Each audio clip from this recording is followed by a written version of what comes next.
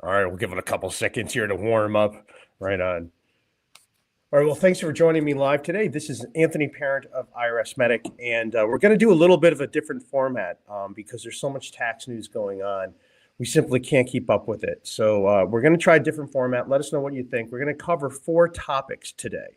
So it's going to be a lot of fun. And let me just tell you what the show is about. We're going to talk about today's guest first, then we'll talk about today's topic. So first guest, John Richardson, the great John Richardson. And you know what I hear from him, it's just people love the analysis that you can't get anywhere else. And John's really an intellectual powerhouse.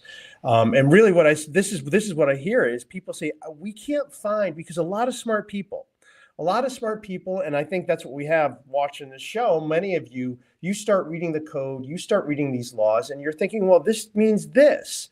And then you go out and then you start searching the internet and you're noticing, wait a second, the entire tax industry is saying something opposite, but they're not showing their homework. Why is it I reach a different conclusion when I show my homework, but they say these things and I can't do it? So I really want to thank John, a breath of fresh air, for everything that he's been doing for the last years and really helping educate everybody, including myself. So John, welcome aboard. Are you excited about today? Oh, all's good. All right. And by the way, I hope everyone notices John's improved look. We're getting a lot more popular, so we want to really address some of our audio and video quality. We had a little problem last time, so we worked through everything, we think. Again, hopefully we can hear. And by the way, let us know in the comments if you can't hear us or anything like that. We are self-producing this one as it is. I want to go to my next guest, the great Keith Redmond. Keith has been really, really instrumental, and I think Keith is the human face of the expat, of sort of the enlightenment. And I think, Keith, this is one of the things I think you've really done, is that you really have united people of varying political backgrounds. I think you really are uniting people, or at least making them sort of knock down their typical tribalism and say, hey, let's look at this a different way. So Keith, I want to thank you for that and welcome. Good morning to you. Morning. Right on. Keith, by the way, Keith is going to get some professional headshots. So yeah, in the next couple of weeks. The next couple of weeks. My list.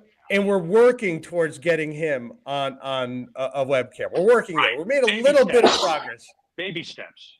Baby steps. So if you want to see Keith on camera, by the way, again, he's actually a handsome gentleman. Let us know in the comments. So, all right, let's talk about today's topics. And so we have 4 different topics we're going to be talking about today. And again, my name is Anthony Parent, host of IRSMedic. And by the way, I want to give a thank you to this entire community. This is something I started, the IRSMedic channel years ago just to kind of bring clients in, but it's something that transformed me. It really transformed me in many of my viewpoints and really woke me up to really the nature of things and sort of looking at the world through a global prism as opposed through that American bubble. There is so much American bias and I think American heresies that go on, and a lot of American ego goes on, and that American ego will get people into trouble because that American ego will say, well, see, our government's so powerful. It's so powerful as it's ruining you. How does that benefit you? That's the thing we need to wake up to, right? All right. So let's get to our first segment. Oh, by the way, here's Keith's Facebook group. Always want to give this a promotion. What are we at? 11,000. What are we at, Keith, for members now? We are about 11,500. Oh my. All right. Fantastic. All right. That's fantastic. So if you are on Facebook, check out that if you haven't already. I know we get a lot of audience members from there. So that's fantastic. Okay. So let's go to segment 1. We're going to be talking about the Financial Crimes Enforcement Network, FinCEN. The beneficial ownership information report is gone-ish. And we'll talk about how it's not completely gone, but maybe it is. What is that? Does that mean anything for the FBAR? And, if we have, FinCEN has 2 forms, or 2 main forms it administers. It also does FinCEN Form 105, and I think a few other ones. Those are the ones I generally deal with. But John, here it is. The beneficial ownership information report is gone. What are your comments and reaction to that? And do you think it was the right thing? Well, obviously, I think any of the stuff being gone is the right thing. Okay.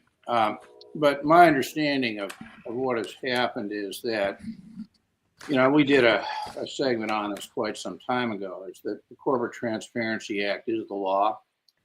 It's been back and forth through the courts, questioning the constitutionality of it.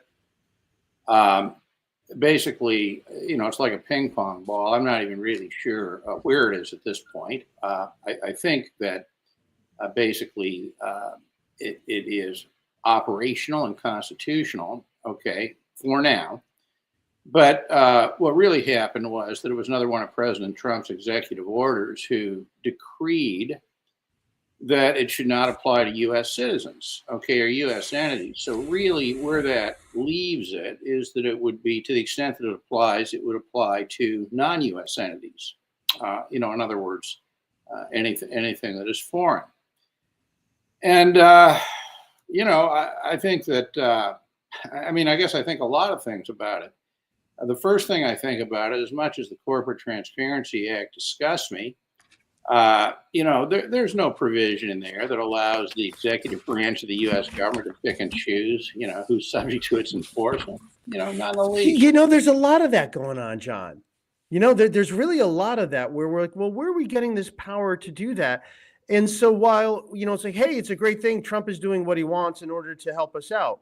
Okay, well, then Trump can do whatever he wants. And that's the thing that I'm noticing a lot of.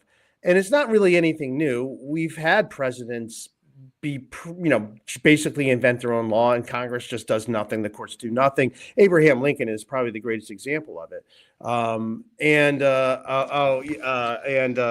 I do have a comment here. I just want to address this quickly. We have someone I haven't seen before, and we'll answer your question only in America. We don't have a phone number for us to call in. You call in. We may be changing that. I'm going to be looking at getting an intern to help, so maybe we can get some call-ins because people really do like that. I do see your comment, and I'm gonna get to your comment. There's a place that's going to fit in a little nicer, so I do see your comment, and I'll be addressing that right on. And all right, I'll go. All right, back to you, John. Let's look at it this way, right? So, if we just get back to the most basic principles, right? So we have Congress that makes the laws and the executive branch that is to administer and enforce the laws. And what we really have is, it seems to me to be discretionary enforcement or directing people to perhaps not do things that laws assume. For example, one of the early executive orders dealing with birthright citizenship. Obviously, the president can't get rid of birthright citizenship, but as I understand the executive order, it was that no U.S. agency can issue any documents that prove citizenship, right? Right. So in other words, what they're doing is they're throwing a monkey wrench in the in the administration of these laws. Sure, you can have the law all you want, but it's up to us to administer it, and we're not going to administer it, right? So that seems to me what's going on. And I think an even more current example, and I may very well be wrong on this, but in the media recently, there's been discussion of how what has happened is that the United States has sort of dusted off a section of the Immigration Act. I can't remember what it is. I sent you a post on it, but the point is that aliens spending more than 30 days in the United States, or at least some of them, are subject to having to register and also to be fingerprinted.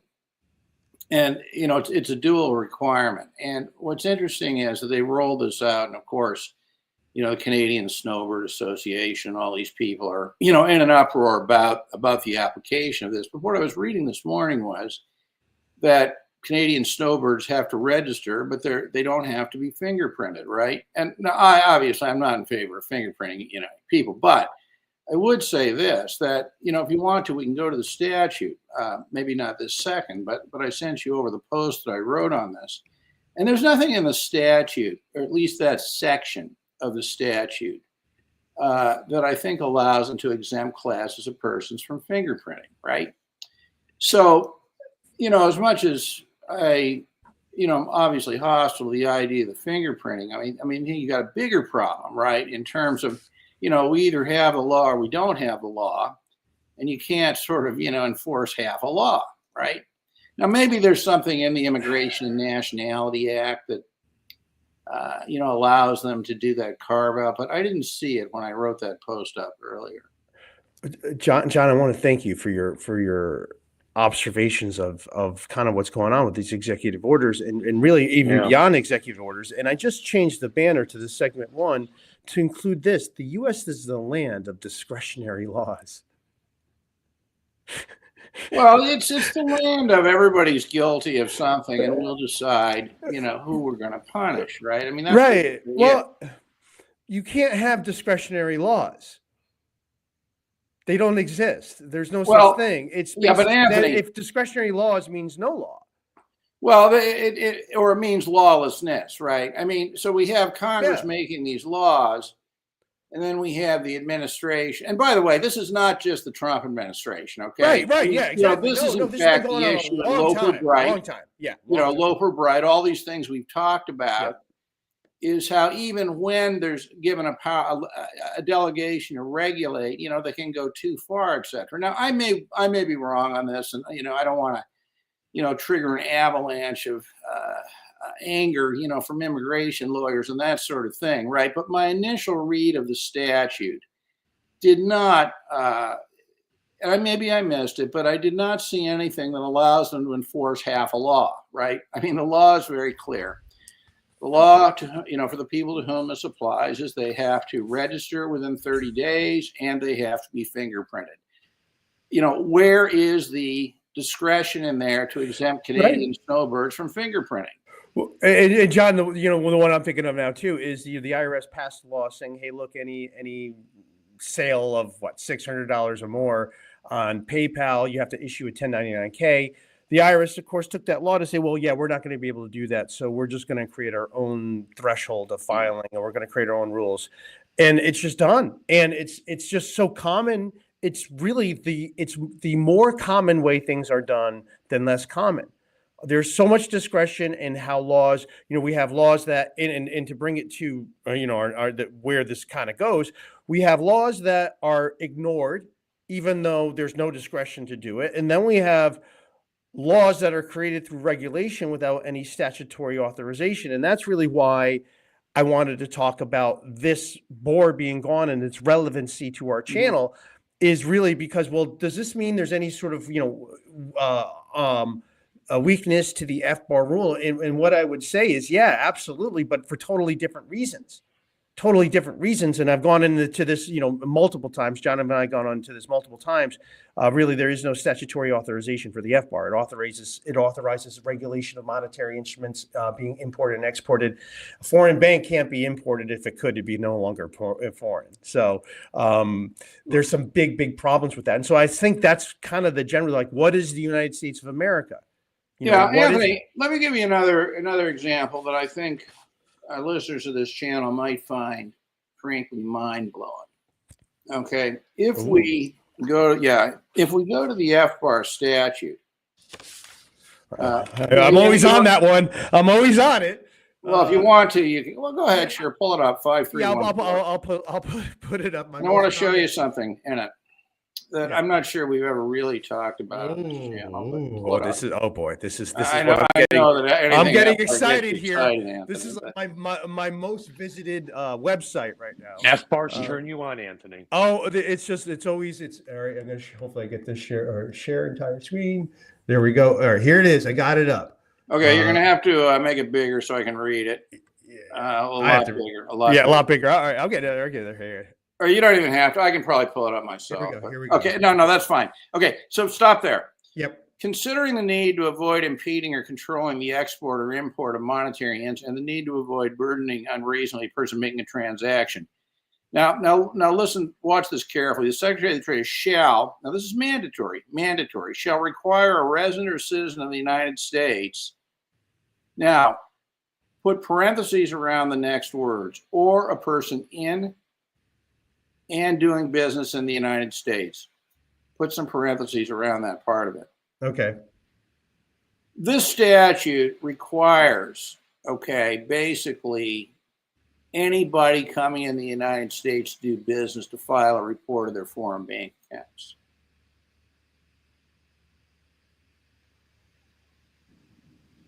Hmm.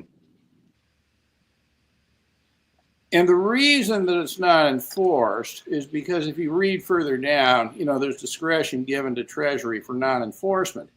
But the point is that the statute itself actually requires any individual, any carbon life form on the planet who's in the United States, let's see what it says again. It says in and doing business, who's in the United States and doing business, to be subject to this law, right? So, I mean, now let's look at what this is, right? So that's what the law says. Treasury has for years, provided an exemption to this, realizing how completely ridiculous it is. But what's to stop the Trump administration from simply saying, from now on, anybody coming in the United States to do business of any kind has to file an FBAR before you can leave? Okay, this is madness, right? And this is what happens when you have these laws that have been sitting around for a million years. I mean, what's the next step? FBAR filing machines at airports. You have to have your boarding pass stamped to show that you filed an FBAR. I mean, that's what the law says. That's my point, and it's there. Well, I would just say I agree with everything, but the report isn't an FBAR because here, when we look at what the what's required, none of this is what's on the FBAR. The identity and identities of participants in the transaction or relationship. Well, Anthony, the point is, whatever that says, it applies to people in the United States. Right. Yes. That's the point. Right? And thank you for that. Yeah. So, and I think this is the point. So, wow, we could have this law kind of mean anything and all things. We could have it mean something completely opposite, or we could ignore what it actually says. Well, so that's where we really are. And I think the FBAR, Vincent's proving the United States of America is simply not a nation of laws. It's a nation of legal theater where we're given the idea like, oh, you see these laws here? Yeah, we're going to ignore them. We're just going to get you. That sort of seems what it is. And so the laws really mean nothing. I mean, that's where we are. What the law says is sort of irrelevant to what the law does, right? Well, you can put it that way, right? And I think that because it's so complex and it's so difficult to understand. I mean, I wouldn't be surprised if a certain percentage of people in Treasury or FinCEN, aren't fully conscious of that particular part of the statute. Oh, I think they are. Yeah. Whether they are, whether they aren't, that's what it says. And facts are stubborn things. Yeah.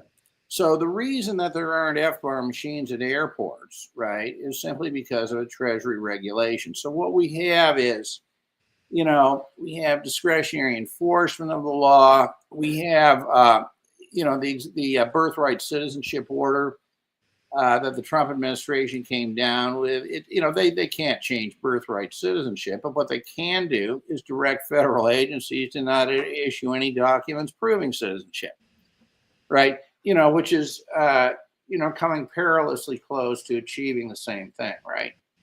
So anyway, back to this Corporate Transparency Act thing.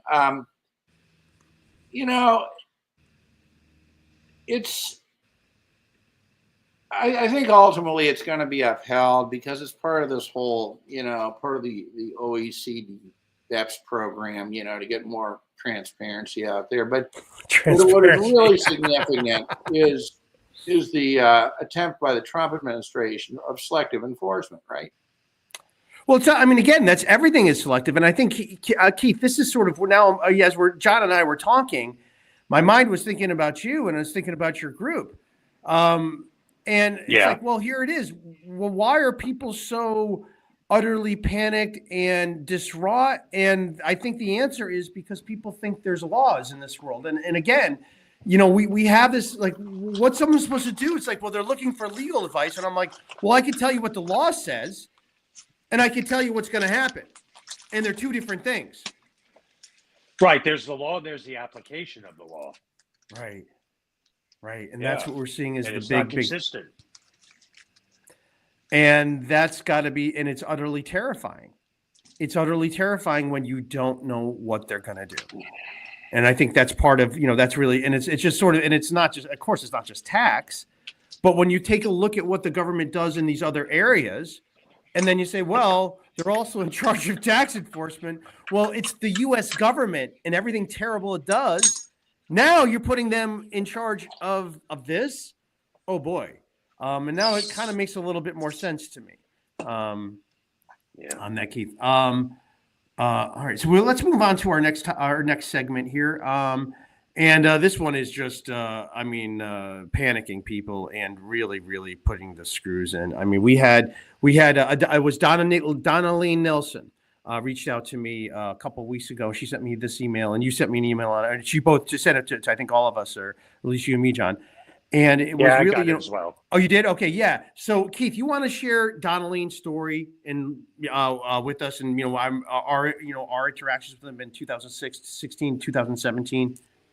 Well, if memory serves me correctly, it had to do with her bank accounts being closed where she was living, and it got to a point where she had no choice but to renounce her citizenship so she could have a normal financial life and have bank accounts where she was living. I think it was in France. I know she goes back and forth between Switzerland and France. And so she was doing something that she didn't want to do, was to renounce. And it was such an emotional situation for her that after she renounced, she literally got sick. Yeah. Yeah, she threw up all over the place. Yeah, literally. Yeah. Donnelly had to make the choice between her husband, or her country. And she couldn't be FATCA. And we have a comment here, and I think this might be a good place to answer because it kind of ties into what we were just talking about in our first segment. Is that will Trump repeal FATCA? And now I think the answer to that one is, well, who knows? And if he repeals FATCA, it doesn't mean that FATCA wouldn't exist. And if FATCA exists, doesn't mean he has to enforce it, because our laws, I think, are just really theater, and who knows what Trump is going to do. Right. And I think the question's kind of funny, too, because the president of the United States can't repeal FATCA on his own. Right. It's a law. But I didn't even notice that at first because we've been seeing so much effective repealing by the enforcement, by the creation, by, we see selective enforcement through the creation of regulations for laws that don't exist. And then just the ignoring of the very express law, that a very express law is completely ignored. 31 U.S.C. 5314 is ignored. They're just it is ignored. They're actually not following the express mandate of the law to report these things. Congress passed something. Yeah, we're just going to ignore it. We're going to claim it makes something else. So I think the answer to anything is Trump is going to do whatever he wants to do. And in our fourth segment, we're going to be talking about a little bit more about how his inconsistent promises. I'm not sure if I'm going to believe anything now. So that's going to be our last segment. So we'll be talking about that a little bit more. This is really something. So Donnelly Nelson throwing up because she has to renounce her U.S. citizenship. I believe she paid into Social Security her whole life. Well, now, and it was really FATCA that did it. It was really FATCA. It was FATCA for her, yes. For her, right. That forced her to do it, because she was a fat cat living overseas. And Donnelly Nelson, entered in testimony into Congress for our hearing. And so she was fantastic. And, and a big point we're trying to make, and back to what I was saying earlier, Keith, Donnelly Nelson is not at all somebody who I would find much common ground politically, but boy did I find it on the FATCA. And then I start, because of these things, because of that, I'm like, well, man, they're really right on FATCA. Donnelly Nelson's really right on FATCA. I really agree with her on it. She's totally right, and she's a nice person. I understand her story makes total sense to me. So I started thinking about, well, maybe, there's other areas I should probably take a look at too. And I think it helped me take a look at things a little bit more objectively and not believe the tribal BS about this. Look, it's it's the federal government against all of us. There's no one there on our team. There's no one there on our team. That's really what you got to wake up for. So don't think that, hey, if I vote for this guy, the problem's going to be solved. Not really. It hasn't been. And it just seems to get worse and worse. So I think that's one thing that we're having. So John, what's the mechanism of this law? Is this really true? It's a Republican congressman. I can't remember the person's name who's introduced a bill essentially that would include prohibiting Social Security payments to anybody who's not a U.S. citizen or national. Right. Right. It's like any other bill. I mean, it's just a bill. But what it is interesting is, I mean, if we go back to the Trump CTA thing or this, I mean, it's a tremendous hostility to anything that's not American, right? Yeah. Tremendous hostility. Yeah, I think it's a lack of understanding too about why people are renouncing. Like, oh, you're not patriotic. I don't think it's even aimed at that. I think it may be aimed at green card holders. I don't know. I mean, it's hard to say. Whatever it's aimed at, it's not very well thought through. But the point is that if this were to get through, well, then, obviously, I mean, as it stands now, if you renounce, you have to update that status because the way, so you still get Social Security, but it changes the way it's taxed because you become a non-resident alien. This, if passed, would seem to take it a step further, right? Which would say the U.S. will not pay Social Security benefits payments to anybody who's not a U.S. citizen or national. So I very much doubt that this is going anywhere. But what it is, it's one more sort of peg in the wall of hostility to anybody that's not American, right? Or anything that's not American. Right. And it's really something, and you have to think about. Now, with John, we were mentioning how in certain circumstances, though, you do renounce, you can lose your right to Social Security, right? As it is now?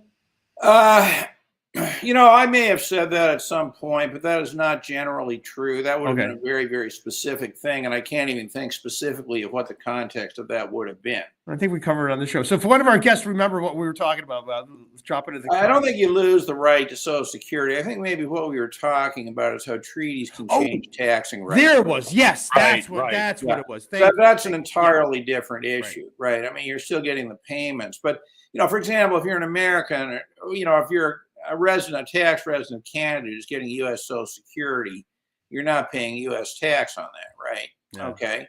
But if you're a tax resident of, say, Australia or New Zealand, and you're getting U.S. Social Security, the U.S. has exclusive taxing rights to that.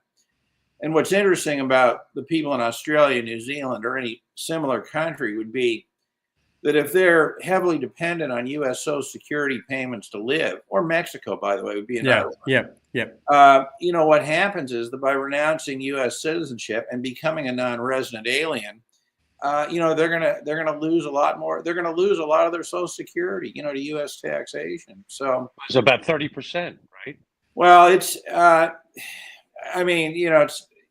be 85%. Well, you still have your exemption, and you have, you have. But I mean, look, it's significant. Okay, it's significant, and it's more than you're going to pay generally. If you retain U.S. citizenship. And I remember once on this podcast, I think it was the day after I'd had a conversation with somebody in Mexico, as I recall, who called me up wanting to renounce. I just said to him, look, what are you living off? I said U.S. Social Security. Don't renounce. That's it. Can you afford to lose that? No. Mm-hmm. So, the Social Security thing, I mean, it's a complicated area, made further complicated by, the fact that spouses of U.S. citizens can get U.S. Social Security, et cetera. No question, were there a bill that, if it were to become law that you had to be a U.S. citizen to get Social Security, and probably cut renunciations by half. Well, I would just say this. Hey, look, if it does become law, it doesn't necessarily need to be enforced, nor does the law, and the law can be interpreted to be totally something else. So, hey, just because the United States if they're going to enforce anything that's there to their financial benefit. That's all right. You got me there. Okay. No question about it. Right. I mean, they already are, routinely, Americans abroad who get U.S. Social Security are going to get, fill in these updates, every, periodically, right? If your citizenship status changed and things like that. And I don't think, like for some people, this is a big deal. For some, it isn't. But it seems to me this needs to be, if you're talking to people, it needs to be part of the discussion very early on. another factor to think about in this multifaceted, multi-layered issue that we're talking about. Yeah. And yeah, it's really something and this is a very enlightening podcast for me. I really like it. We're just a nation of discretionary laws. A nation of discretionary laws is a nation of no laws. Discretionary enforcement. Discretionary. Well, and I would also say the laws are discretionary. Well, right, John, you're correct. The laws are there, and their enforcement, their interpretation is completely discretionary. Right? See, this is why, when you look at like what's going on, sort of politically, the landscape, right?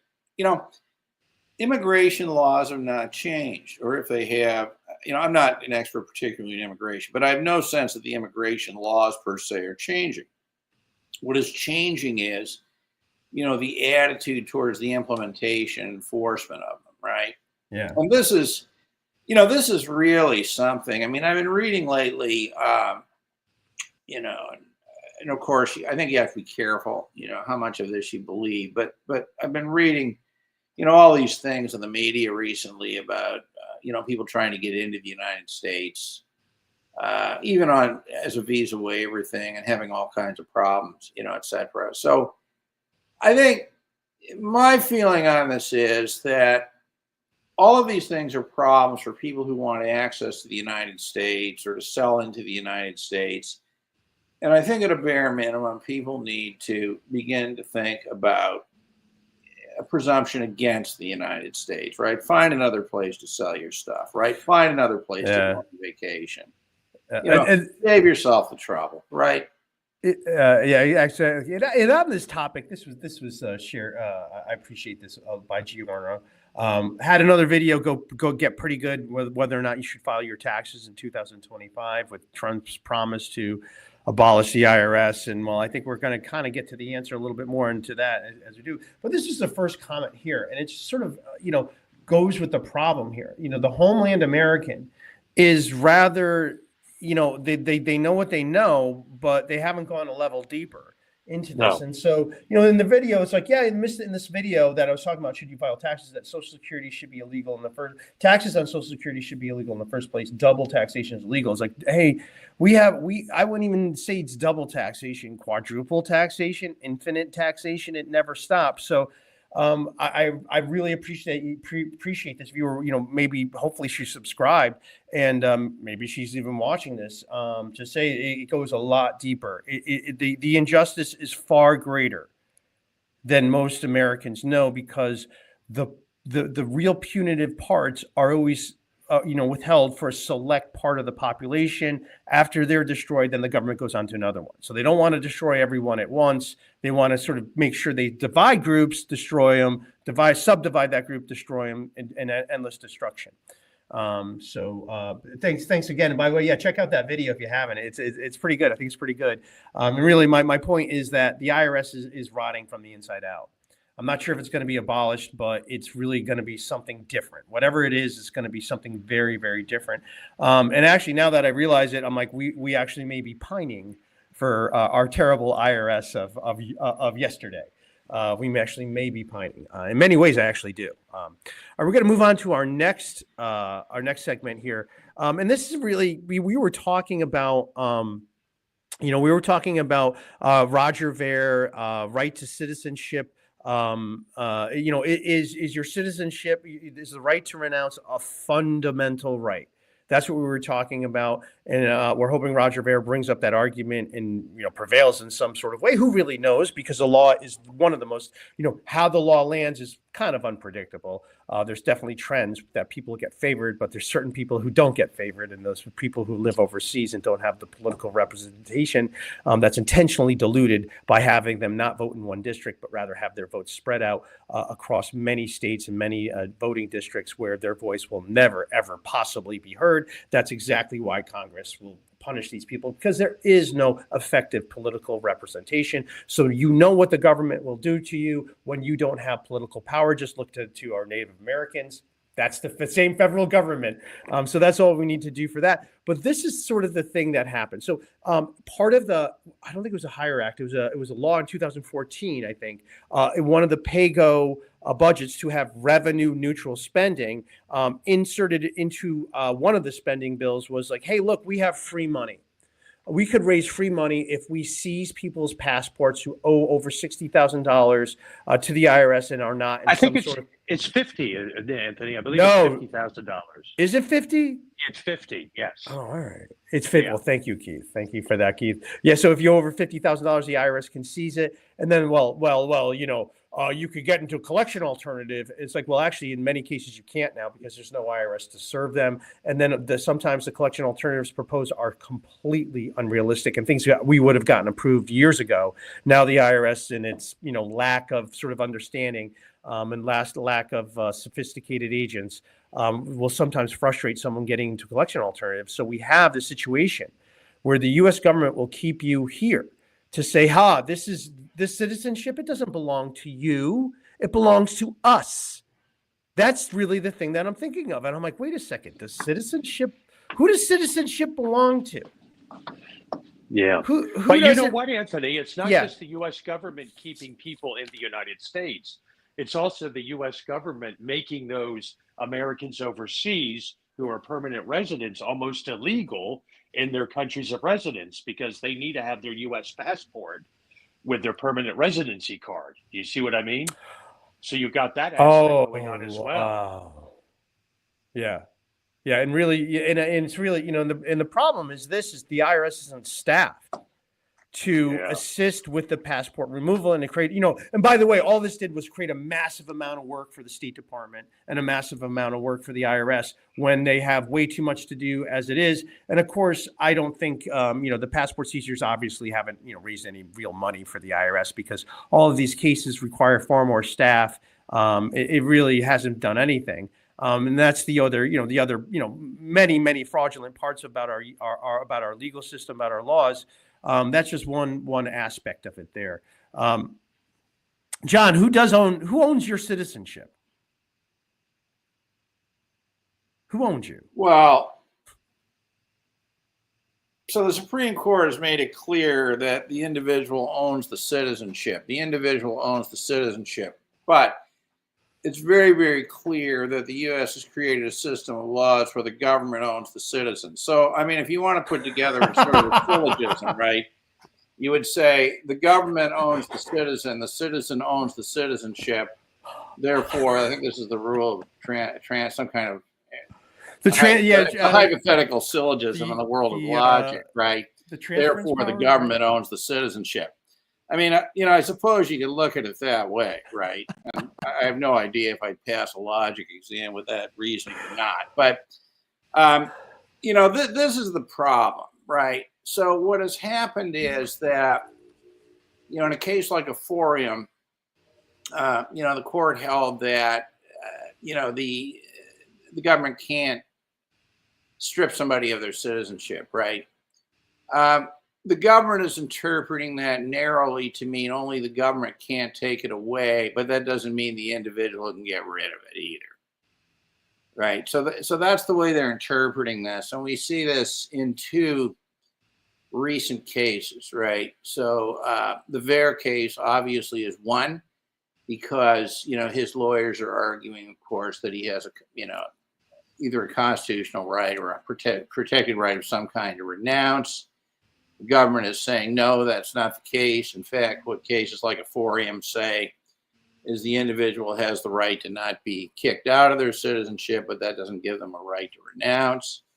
And we see that also, interestingly, in 2023, the Accidental Americans case, where they were also arguing that they had a protected or constitutional right to renounce. And the decision there did not accept that there was a right. It didn't say there wasn't. It said we don't need to decide that in order to decide, the issue at hand. But the point here is that there is no question, absolutely no question, that the U.S. government is operating on a presumption that people do not have a constitutional right to renounce. Yeah. Okay. And this is, of course, absolutely horrifying, right? It's absolutely horrifying because, what it means is that, it's really going back to, in fact, they even argued this, right, in their brief in the BOIR case. They said that, in common law, there's a perpetual duty of allegiance, right? And they went back, to British common law. And interestingly, if we go to the War of 1812, I mean, that was part of the basis for it, right? I mean, the British were taking American people and saying, we own you, throwing them on ships, etc. United States was saying, no, these people have the right to renounce. So we've really come full circle, right? Where the United States is now, seems to me, taking the same position that Britain did at the time of the War of 1812. So we have a statutory right to renounce, 349A of the Immigration Nationality Act. But if the U.S. government were right, there would be nothing at all. If Congress is to repeal that and say, nope, no American has the right. Oh, right. Yeah. Oh, yeah, huh? It's like the statute is sort of covering up the fact that there's a fundamental right to renounce, which is well, it's not.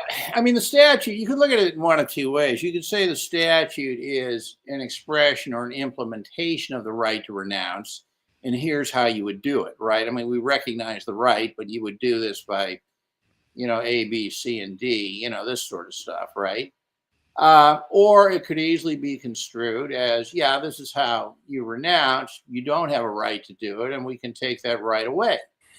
So, I mean, the fact that there's a statute, I think, has no bearing on, the separate question of whether there's a constitutional right to renounce or not.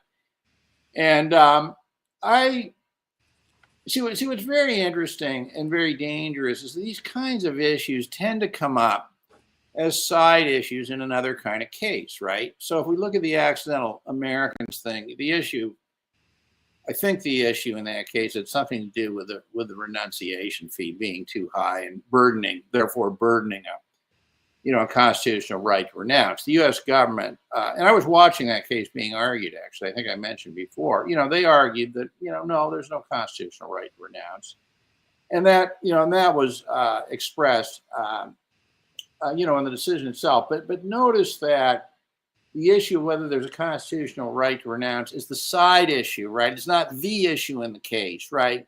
You have to decide there's a constitutional right to renounce before, the $2,350 renunciation fee, becomes unconstitutional, this sort of stuff, right? And in the BOIR case, again, the issue of whether there's a constitutional right is a side issue on the constitutionality of the exit tax, right? Of that law. So, what's really scary is that these things that have such incredible consequence, right, are being addressed as peripheral issues in other cases, right? Yeah, and I think now it kind of just as you were talking, John, you always make me have these insights here. Like, okay, because we always talk about all roads lead to renunciation. It's not necessarily true, but it's sort of the frustration of how bad the U.S. government is. Well, here's the fact. There's really not a great government really anywhere in the world, right? So it's like you renounce your citizenship, like, okay, well, now we'll see how this country is and what happens there. And so that's sort of the way it goes. But, here it is that we are the United States of America, though, right? It's supposed to be the sweet land of liberty. Oh, it's supposed to be the sweet land of liberty. And we're supposed to be the bastion of freedom, but that it's actually tyranny, but it won't, and even worse, we won't even, the government won't be honest about what it is. It tries to present, oh, well, no, we're representing the people. Oh, yeah, the democratic process. And it just is completely bypassed because there's no way people would vote for their own destruction. People would not knowingly vote for their own destruction. And that's what all these laws can do. And these laws, not only can they destroy you, they can destroy you arbitrarily. You don't know how they can. So you could look at this law and say, okay, I don't want to break that law. Oh, you broke the law anyway. Why? Oh, we just said, I don't know. We just think you did. So that's really the foundation. That's really one of the biggest problems that we have in this is like when you look, it's like, wait a second. Aren't we supposed to be the land of liberty? I mean, that's what the government holds itself out to. And as you go through the nation's history, it's like, oh, history was that Norm Macdonald, his quote was like, hey, I looked through history. You know what I found out? Yeah, the good guys won every time.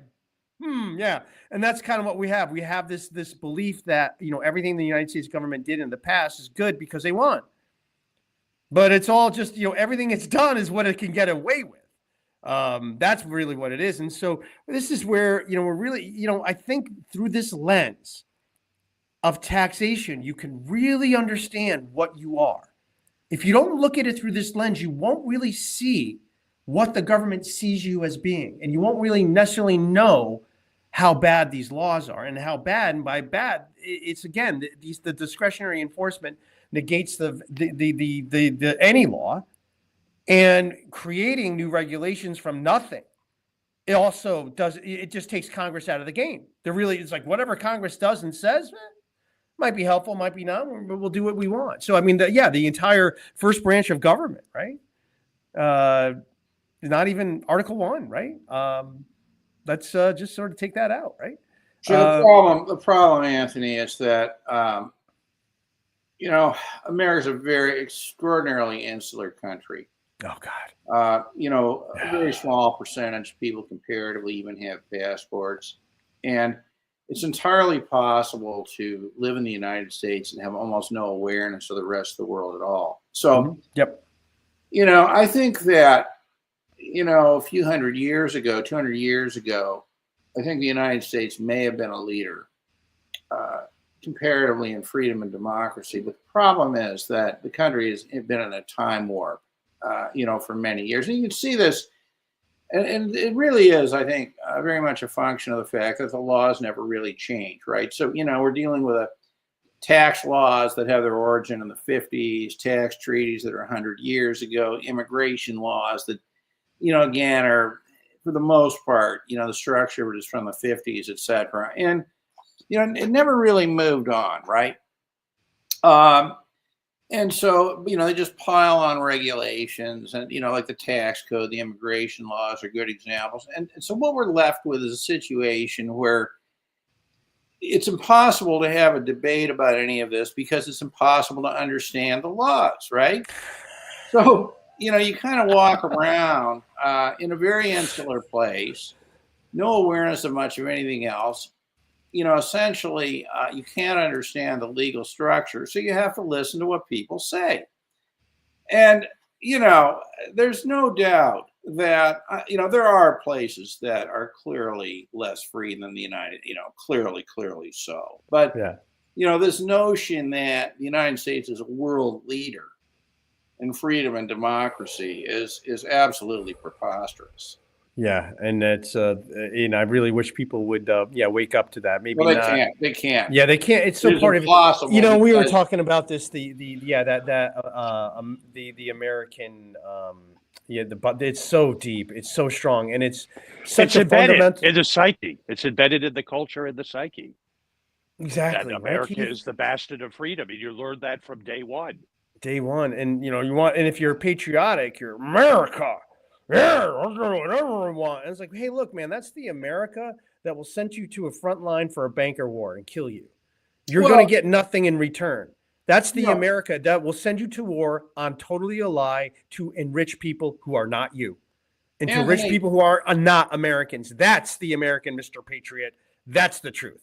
You should pull up, if you can find it quickly, Muhammad Ali's, or I guess he was Cassius Clay at the time. Oh, yeah, right, yeah. His interesting observation on this, where, and he says, what do you mean? You're sending me, to Asia to fight for freedom for those people when you won't even give me freedom here? Yeah.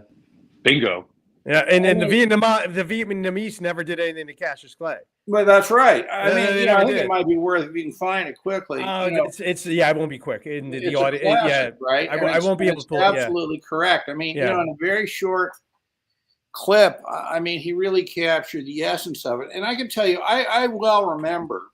I remember when this was going on, right? When, with his induction and when he was being, stripped of his boxing title, and I remember seeing this at the time. I was quite young, but I remember seeing this at the time through the lens of he wasn't complying with the law. Okay, I remember very, very clearly seeing it through that lens. All right, without any sense of whether whether it's relevant, whether these laws have any moral force or not. But think of it, right? Sending people who are clearly not free in America, forcing them to go fight America's battles in other countries under the guise they're trying to, which is of course not true, but under the guise, they're there to establish freedom for other people. I mean, you can't even make this stuff up. It's so bizarre, right? Right. That's funny. You're saying, he under the guise of love, Muhammad Ali or Akash Tlaitoff all along, he has to be stripped. And, now it's revealed years later. And my dad is a veteran of a U.S. destroyer. He was a naval officer on U.S. destroyers during the Vietnam era. And, and sometimes he and I will disagree about sort of the nature of things. But finally, he's like, "Yeah, no, you're right about Gulf of Tonkin. It was totally a false flag." He goes, "I talked to some of my shipmates who were there. It was totally a false flag, meaning that it was invented. The entire U.S. justification to enter and escalate in Vietnam was all caused by the United States creating attack that claiming and pinning on the Vietnamese that wasn't done. So that's the nature of the government that you'll deal with. It will kill you if it thinks it can get more power, and it's proven." There's no dispute. It's done it, and it will do it again. That's the nature of our government. Be wary of being a super patriot of that. Anthony, go ahead, John. You talk about patriotism, right? And it occurs to me that somebody might watch this and think, well, these are not American patriots or something. And of course, it's actually the exact opposite because, as the great writer Mark Twain once said, I can't quote this thing exactly, but he said, patriotism means loyalty to country always, but the government only when it deserves it. Okay. And, I think that really, sums it up because look, it is entirely possible, right, to interpret,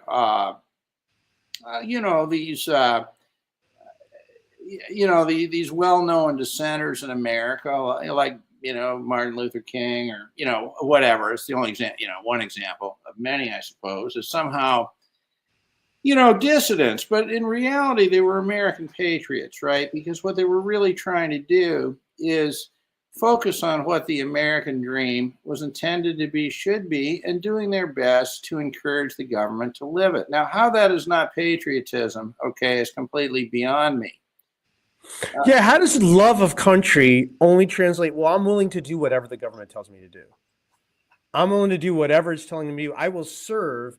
I will serve for further tyranny because I'm that big of a patriot. No, I mean, obedience to government is not patriotism. Yeah, that's not. No, sure. It's actually It's actually cowardice. If I can just be, it's cowardice. That's what it is, and we have too many cowards out there. That's honestly what it is. That's what we have. We're getting a lot of comments. We're going to get to them after after our last segment. So we're going to roll into this our last segment. We had Solomon Yu on a few times. We've been part of that dream team to try to eliminate double taxation for Americans over abroad, and we've been doing it. And we had a campaign promise, a video from Donald Trump. Hey, I'm going to end double taxation for Americans overseas. Wow, I couldn't believe it. Well, he's going to do it then. I'm like, boy, if he puts out a campaign video, he's going to do it. But boy, has he been awfully quiet about that.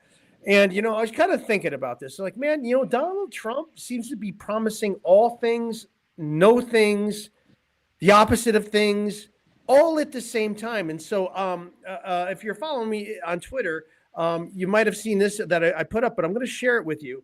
And I just had Grok go through because this is like too much for me to kind of sort through. But I said, hey, could you give me a list of all the promises made that Trump did on, because he's made promises related to the IRS and the Federal Reserve.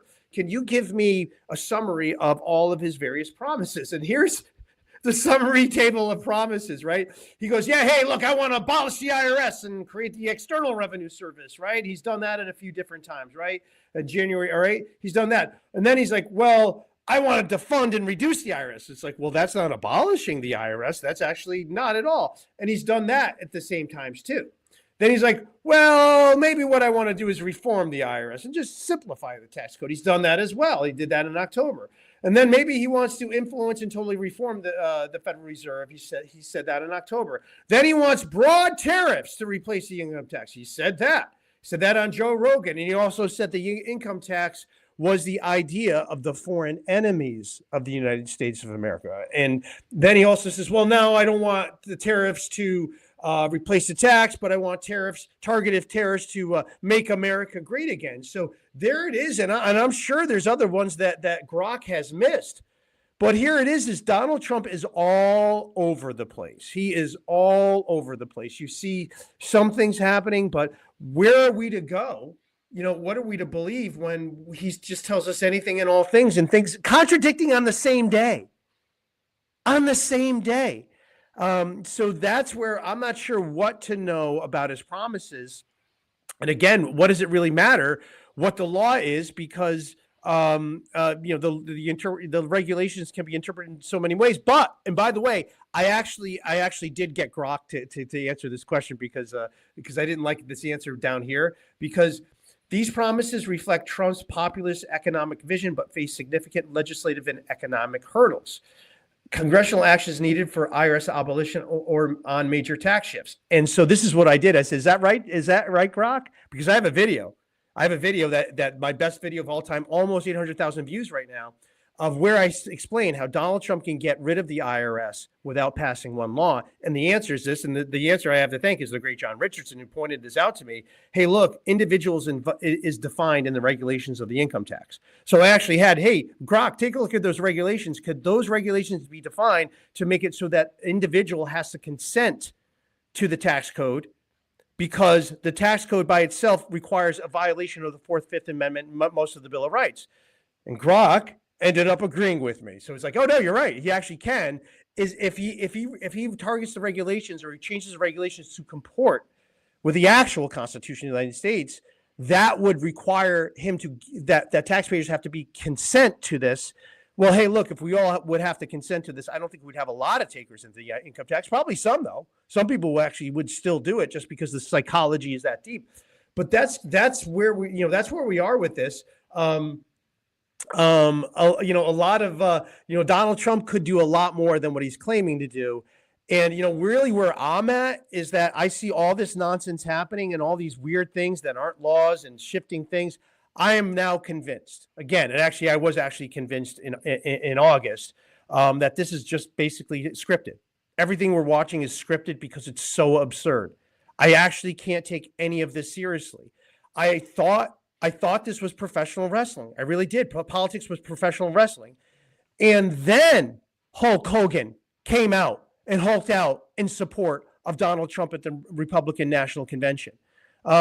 This all is all over the place, and we're given heroes, we're given villains, and then the stories change, and then we forget, oh, wait, this person turned, and now he's a good guy, so we forget all about the bad things, or this person went bad, we forget all about the good things, and so the point is this, is that I think, we're all being a little manipulated here. I think we're all being a little manipulated. That's just my guess there. Any comments on this, Keith? The last statement and sentence you stated, I 100% agree. We are all being manipulated. Yeah, there you go. I think it's great that Donald Trump came out and said he would end double taxation for Americans overseas. I don't believe it. I don't believe it. I hope I'm wrong, but I don't believe it. Again, he'll say any and all things. So I don't know. And, he hasn't mentioned it whatsoever. No mention whatsoever. It's just a campaign promise he made. And then his supporters. But he did mention the gold card. Yes, right. Gold card about foreigners coming into the United States that have a significant amount of money. And, hey, we won't tax you on anything that's outside the United States. Okay. Yeah. John? Anthony, I've got to go. Okay. I've got a meeting. I would stay optimistic on the pledge to end double taxation. That would be my comment on it. Okay. All right. Okay. I've got to go. All right. We'll finish up and try to get to the questions now. All right. Thanks so much, John. Bye. All right. Great. Thank you. And all right. So let's try to see how many of these questions I can get here. Let's get to them. All right. All right. Here. Oh, all right. A lot of questions. All right. Great. All right, so we have a specific question here. Right on. We like these. We can always help with these. Great. I did not file an FBAR and Form 8939 in 21-22, but filed one in 23. Do I amend tax returns or do streamline? Also, I do not make any income on the foreign account. So in that case, it would just be amending most likely. If you didn't have unreported income related to that, a streamlined disclosure is not required. And actually, technically, you're not allowed to do it, but you can do it anyway. The issue is that to clean it up, you're going to file an amended return with the 8938. Yeah. And then your FBAR can just be with the FBAR with reasonable cause. Keith, go ahead. I was just going to say, I mean, there seems to be a misnomer, and Anthony, correct me if I'm wrong, but you don't have to file an FBAR every year, okay? If you do not meet the threshold to file an FBAR, it's feasible that 1 year you file an FBAR, and then 1 year you don't, and then the next year you file an FBAR, and you move forward. You need to meet the threshold, correct? Yeah, It's that's not right. It's something not, it's not a one-time filing, and it's not a, and by the way, if you do want to get us to review what you're trying to submit, you could reach out to us at irsmedic.com/offshore. A lot of, the Streamline program is not the one-size-fits-all solution. It can be really great, and it's been the best one that of all programs. I would say it's the best one of any IRS program we've ever used. So actually, I think it gives the IRS some good marks on how they've been handling them. We haven't had problems, and the IRS has actually been flexible on it. What's on the website isn't exactly what reality is. You kind of have to be doing these for a while to sort of know the inside baseball. Well, unfortunately, it's that complicated. But yeah, I would say, you don't need the Streamline. Let's see here. All right, let's get to the next one. I don't think I can answer this one. I'm sorry, Melander. I don't know. Cross withdrawal of application.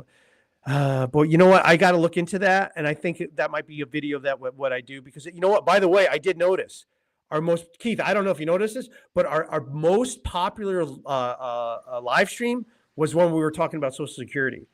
I would just say, be sure to subscribe, because I think that's going to be a topic that we get a little bit more into, because, hey, I love the views. And that's something that a lot of people have questions on. So thanks for that question. Really appreciate it. Avery's got a question here. Why isn't there a big movement of the over 5 million U.S. citizens living abroad to appeal? I think you mean repeal FATCA.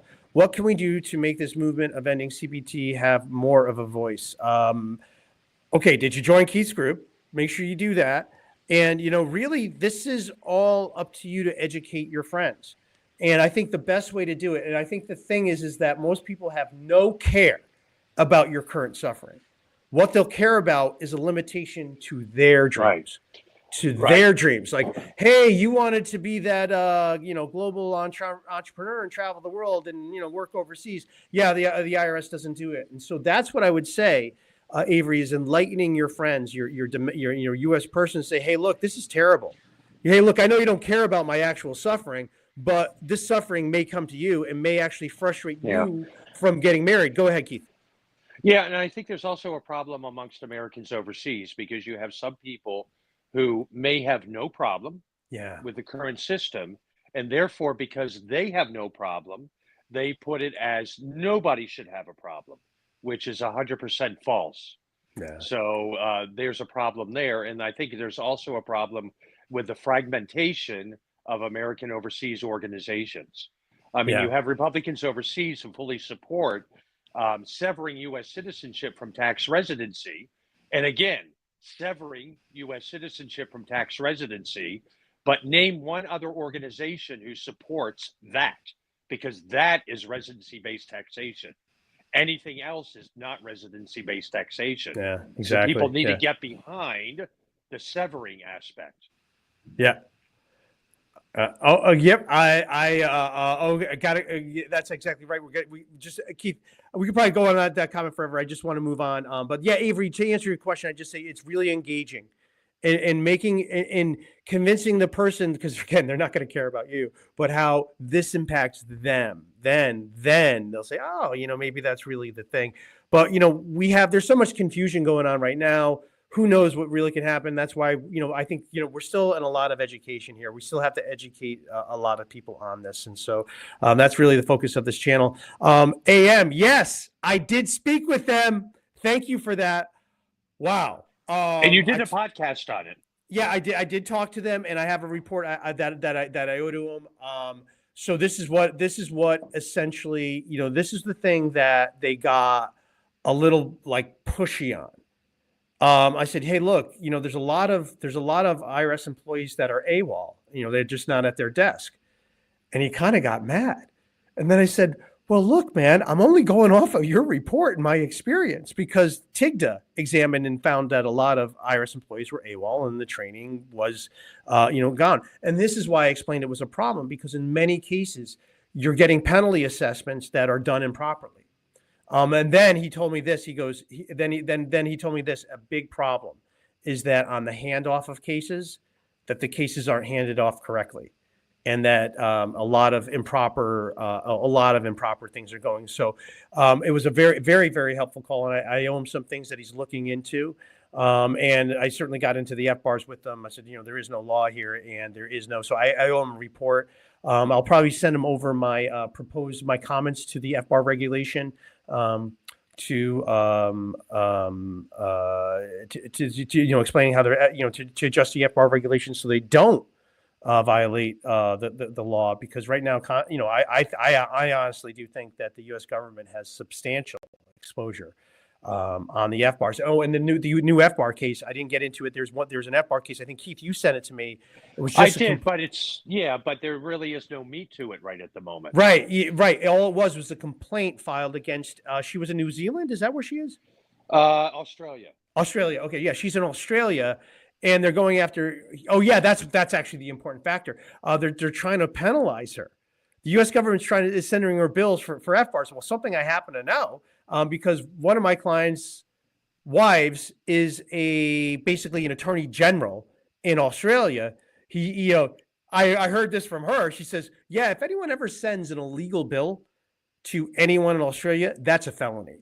And the thing is that as we've gone through, and earlier in the show, I went to 31 U.S.C. 5314. Where does that say, hey, yeah, foreign bank accounts need to be reported?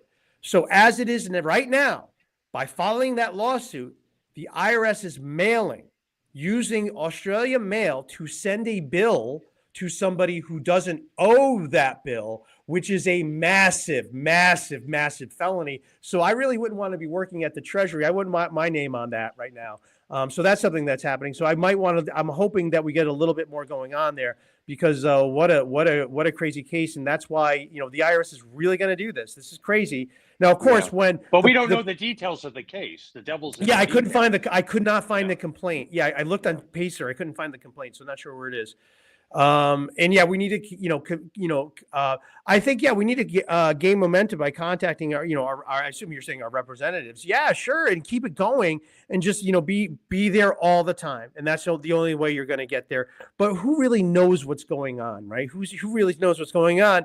But being the person they need to shut up is often a good place to be. So there's no harm in that. Right. Avery. Yeah. Right. We don't want this FACA. There we go. Right there it is. And go with that family, go with the family, man. Hey, look, we don't want our family. We don't want our family hurt here. To go with that. Like, hey, this is destroying our families. And New Zealand is, and I'm not sure what this comment is.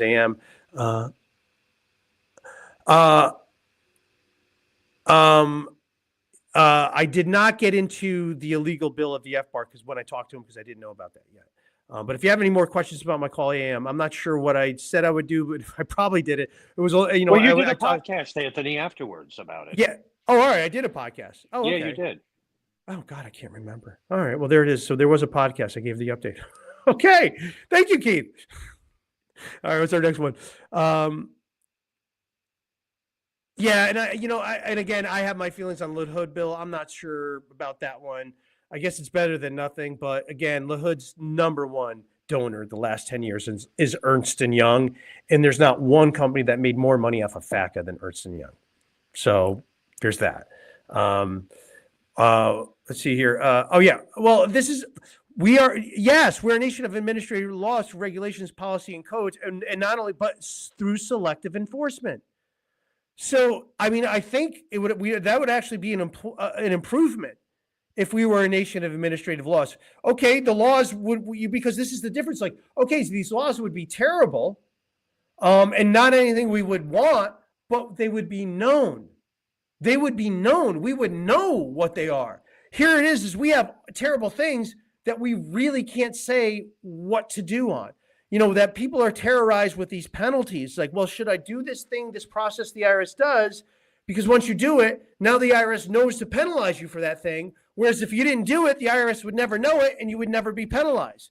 And so this is the games we have to play to see this game theory. Is it riskier to disclose or not disclose? Now, I just say with the streamlined program, usually there's not risk to disclosing. That's why I like it. But other mechanism, the IRS has proven time and time again that they'll use your wish to come clean to hit you hard. And that's sort of the embarrassing thing about all of this. It's not. I mean, it codes, and then the streamlined. Well, then I just say how the streamlined disclosure program is one of the IRS's best, but all it is a website. It's just HTML code on a website. That's all it is. It's not a publication. It's not instructions. It's just a website. And the original 2009 OVDI was just questions and answers. It was an FAQ. Hey, this is how it is. That's all it was. It's crazy. And they're getting away with it. Like, yeah, we're going to do it this way. If you don't like it, well, we'll just put you in jail. That's what they're going to do, which was really a great comment. Thanks so much. Next comment. Why do you think this is true, Keith? Why are the journalists not asking questions about FACA to Trump at the White House? I have my answers, but I want to hear yours. Yeah, good question. I don't know why they are not. I know FACA is still being pursued even during this current administration. They want to strengthen it with Switzerland. They're going through another round of robust implementation of FACA with Switzerland. Yeah. So have no clue whatsoever. Well, I just think that the journalists aren't journalists. Most journalists aren't journalists. Someone has to pay them. Somebody has to pay that journalist for that story. Every story you read, someone is paying for it. Remember that.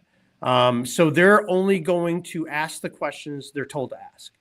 And it also has to be a sexy story. Yeah, if it's not sexy.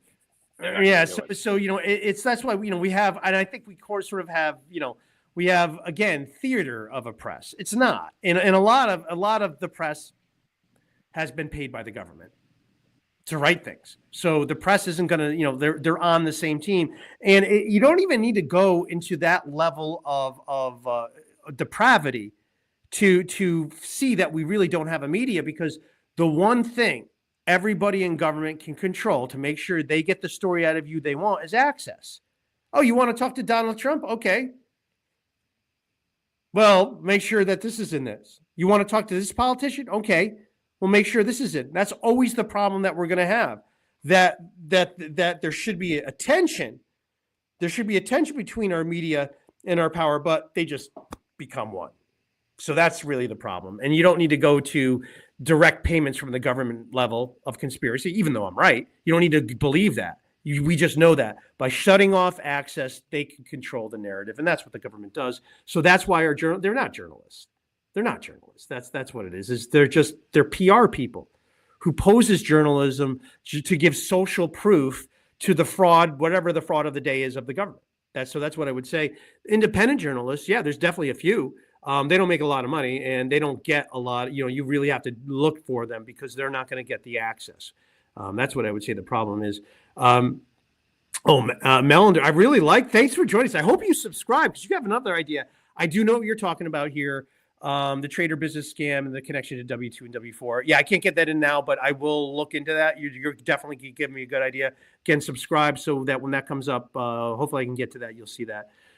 Question on the BOIR repeal. I heard was a man who explained the problem was to Musk, who replied, I can look into it. Yeah, look, I have friends who are high-level engineers in companies up there at the top.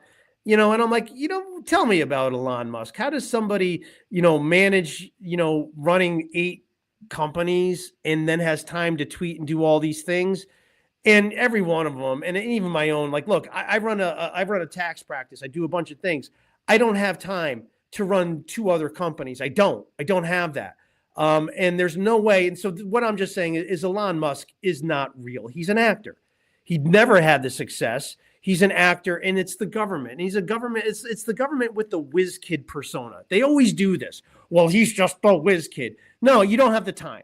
He doesn't have the time to do this. He's a government agent, whatever he is, whoever he is, who knows? Who knows what he is? But I don't believe that he is actually the richest man in the world who's simultaneously running 9 multi-billion-dollar companies while also single-handedly or nearly single-handedly bringing down the world's greatest criminal conspiracy, the United States government. So that's what I would say to that. Keith, what I don't know if you have any feeling on that. Keith, you have anything on that?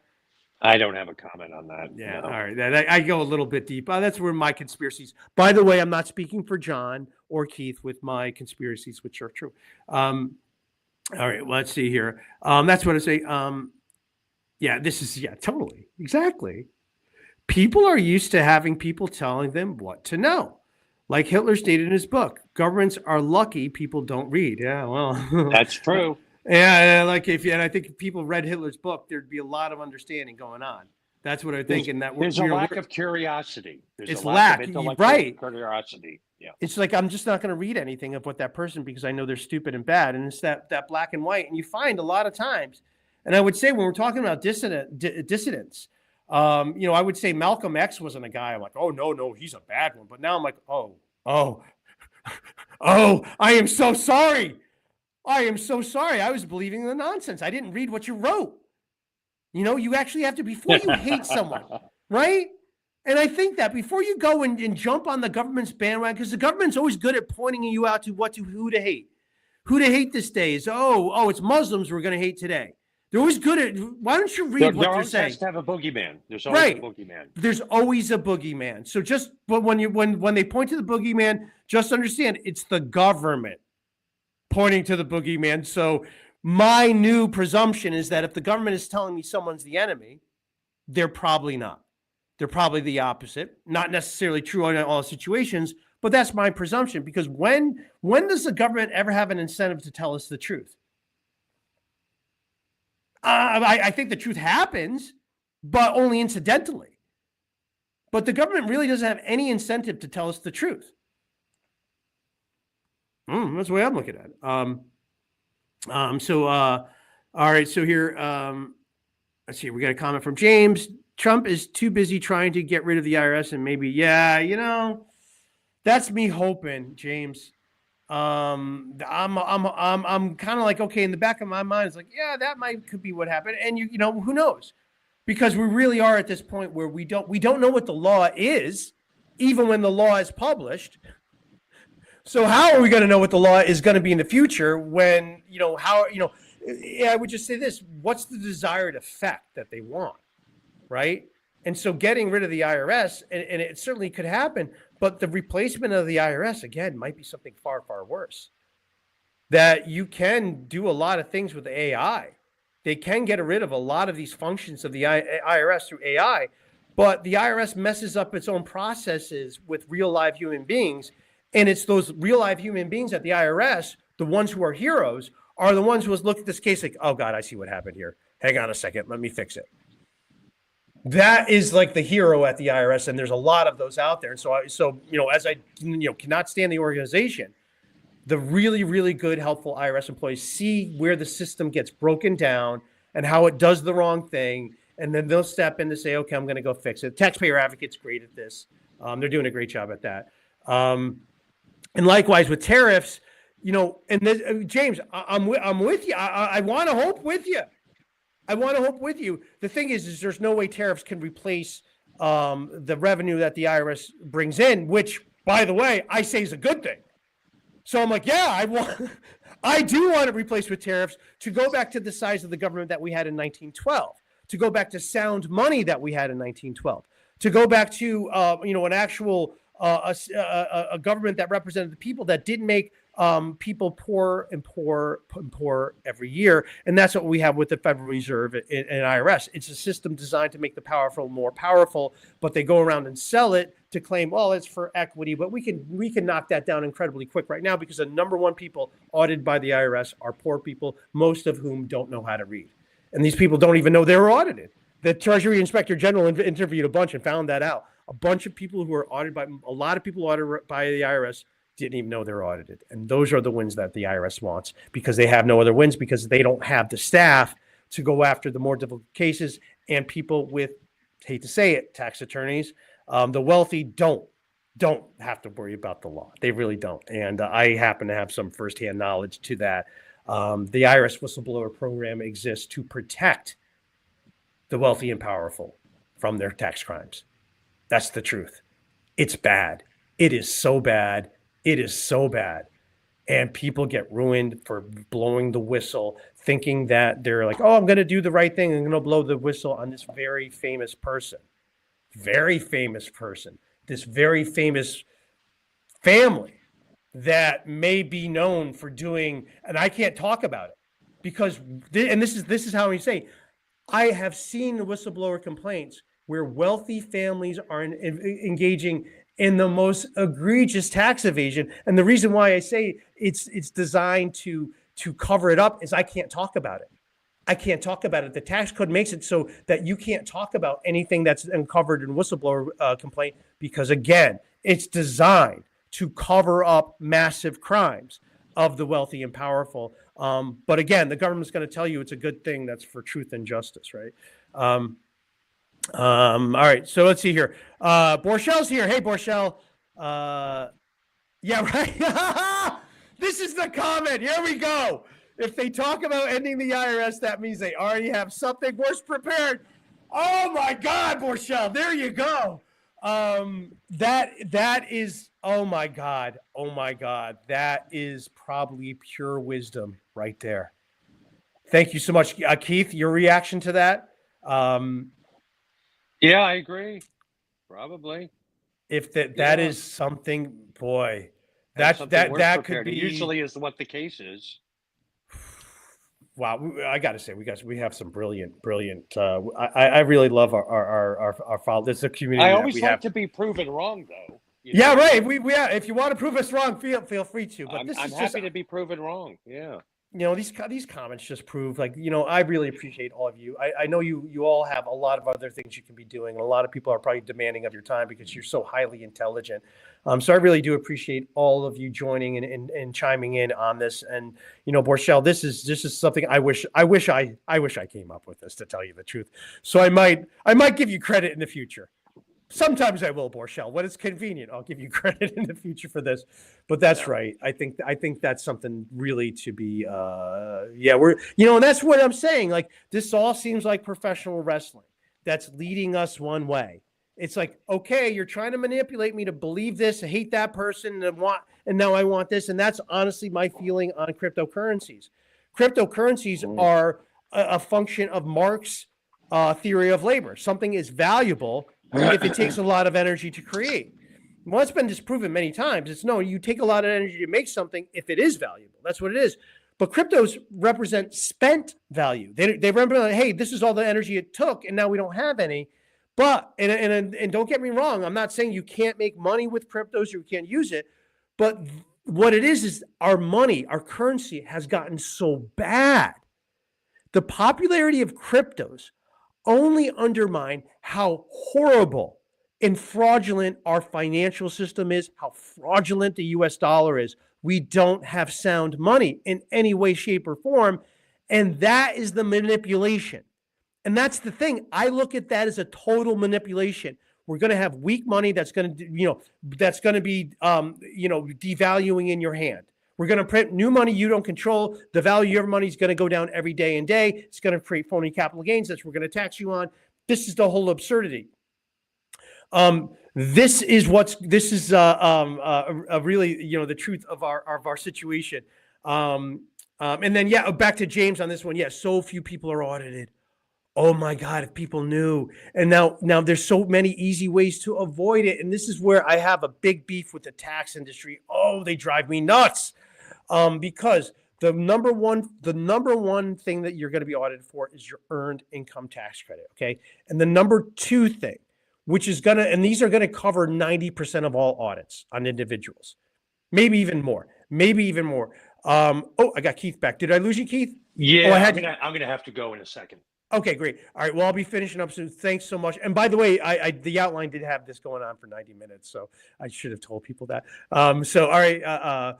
Very good. Very few people get audited. Keith, if you have to run now, I'll just say, you want to say goodbye now, Keith?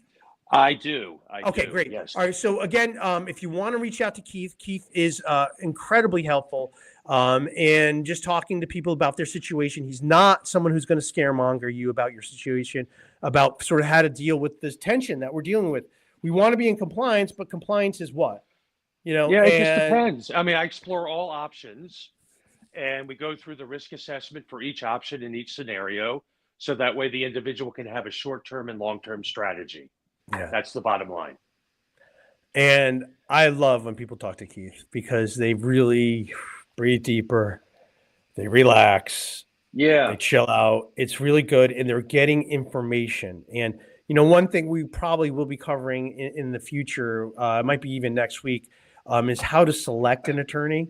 There's definitely some things you want to, or whomever. yeah, whoever it is. There's things to look for because we could do the hey, don't look for this, don't look for that. But I think there's some things that will quickly tell you that you have someone that you should trust. So I think so. We're gonna try not to do the negative one because there's a lot of that. But we can say here's some things to look for, as opposed to what not to look for. Just so you're on the right track. Yeah. So you're on. There you go. Yes, we're gonna do that. So Keith, Thanks so much for joining us. And let me give one more plug for Keith's Facebook group. If you're on Facebook, check that out and join. We're getting bigger and stronger every day. Or Keith is everywhere. It's all one big community. We're one happy community. All right. Well, thanks, Keith. I've got more questions coming in. I'll finish up with this, and we'll see you next week. Okay. Sounds good. Take care. See ya. Bye-bye. All right. Let's see what we got for questions. All right. More. So yeah, back to your comment here, James. Oh, I got to kick Keith from there. Okay. Now we got. Now it's just me and this beautiful audience. Yeah. People really get on. Oh, so back to my beef with the tax industry. A lot of the tax industry. The number 1-2 form is the Schedule C.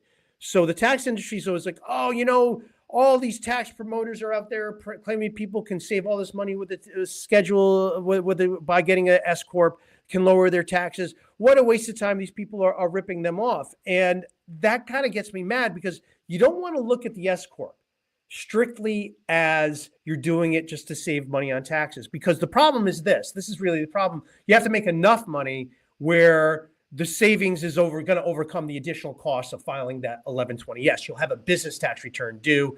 It's probably going to be at least $1,000, $1,100 to file. So you got to come up. So it's got to be big enough to make that savings. But this is what I would say: even if it was a wash, or even if you were slightly losing money, this is the thing that people don't understand. The IRS can audit that Schedule C. They can audit that Schedule C because it's a simple enough form that many business owners can fill it out themselves. Well, it's a simple enough form, the IRS can audit it.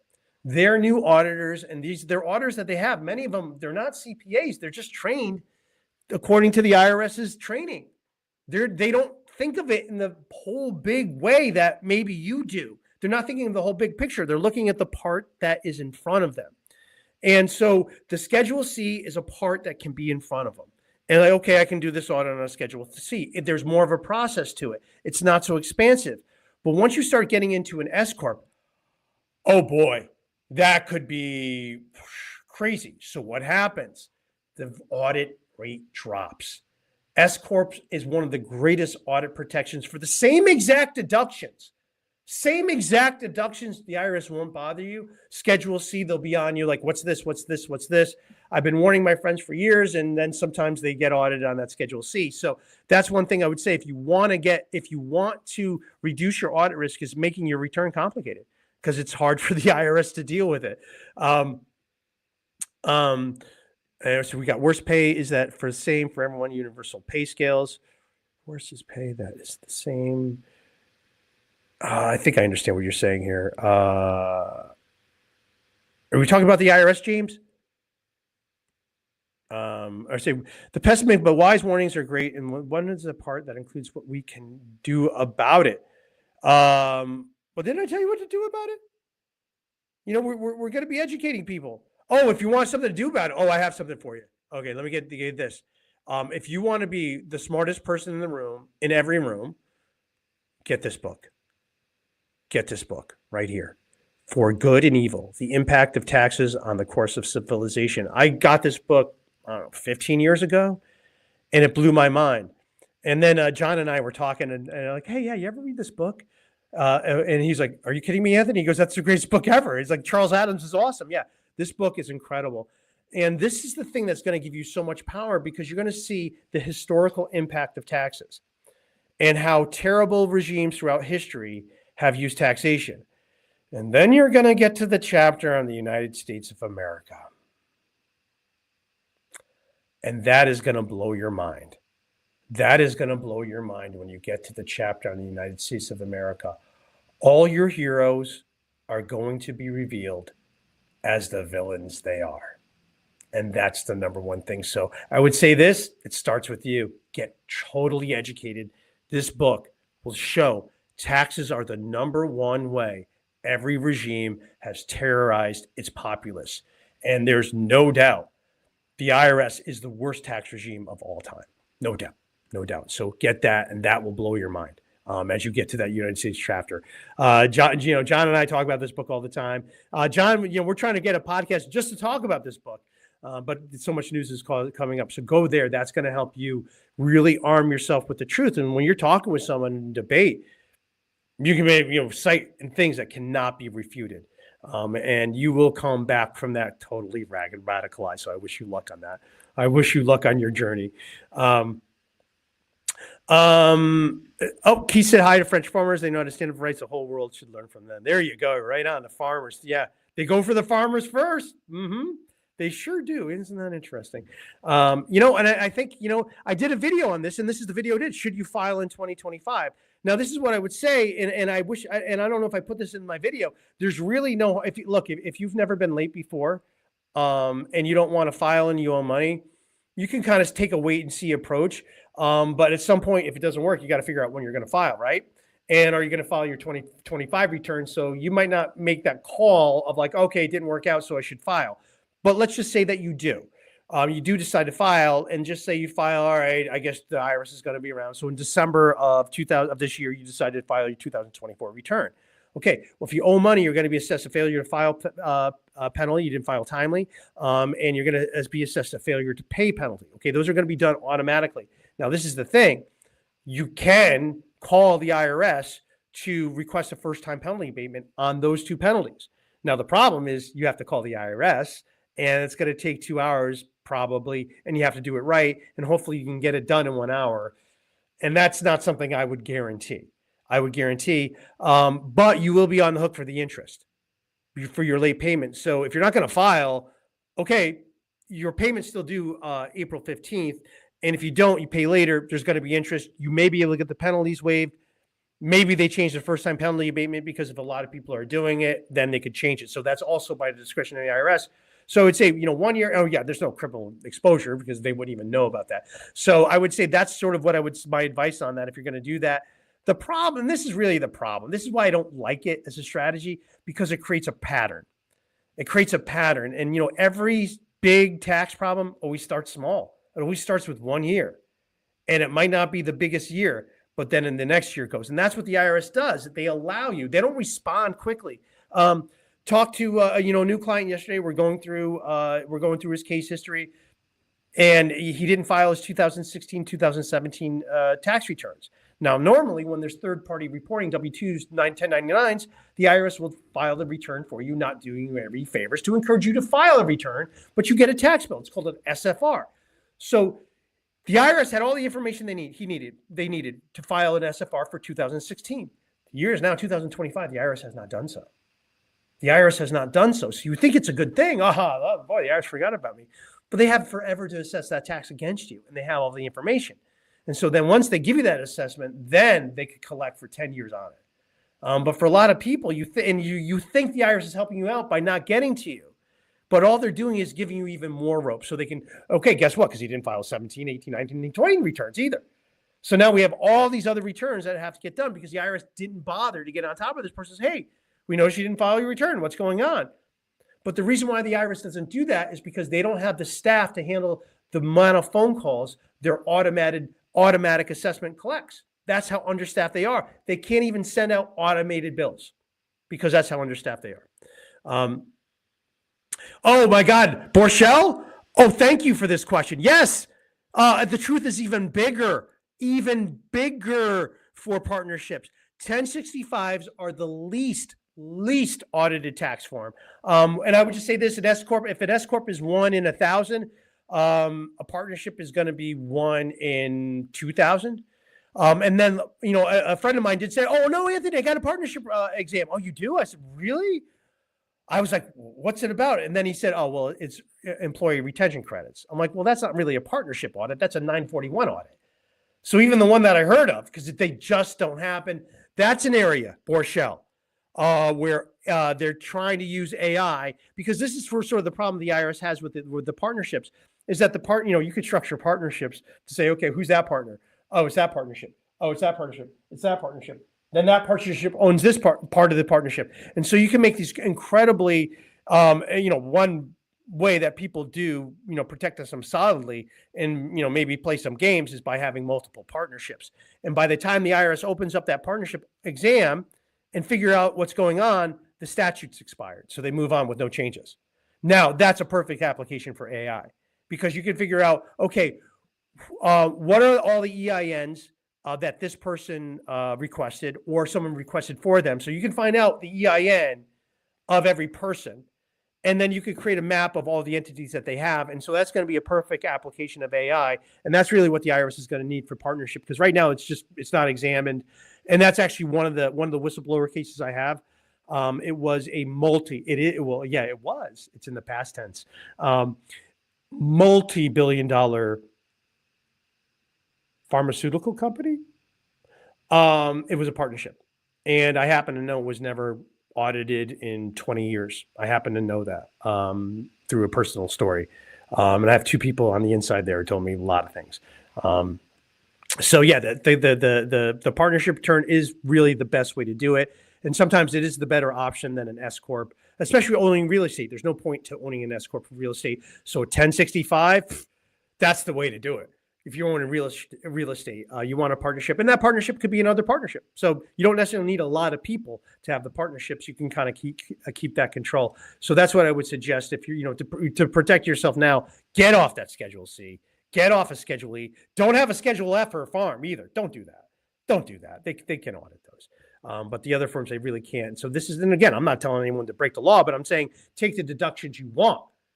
That's what I'm saying. And a lot of times people don't take the deductions that they're entitled to because they're afraid of that IRS audit. It's so much. The government gets far more money than it's entitled to because it exists, but because it operates by fear and intimidation.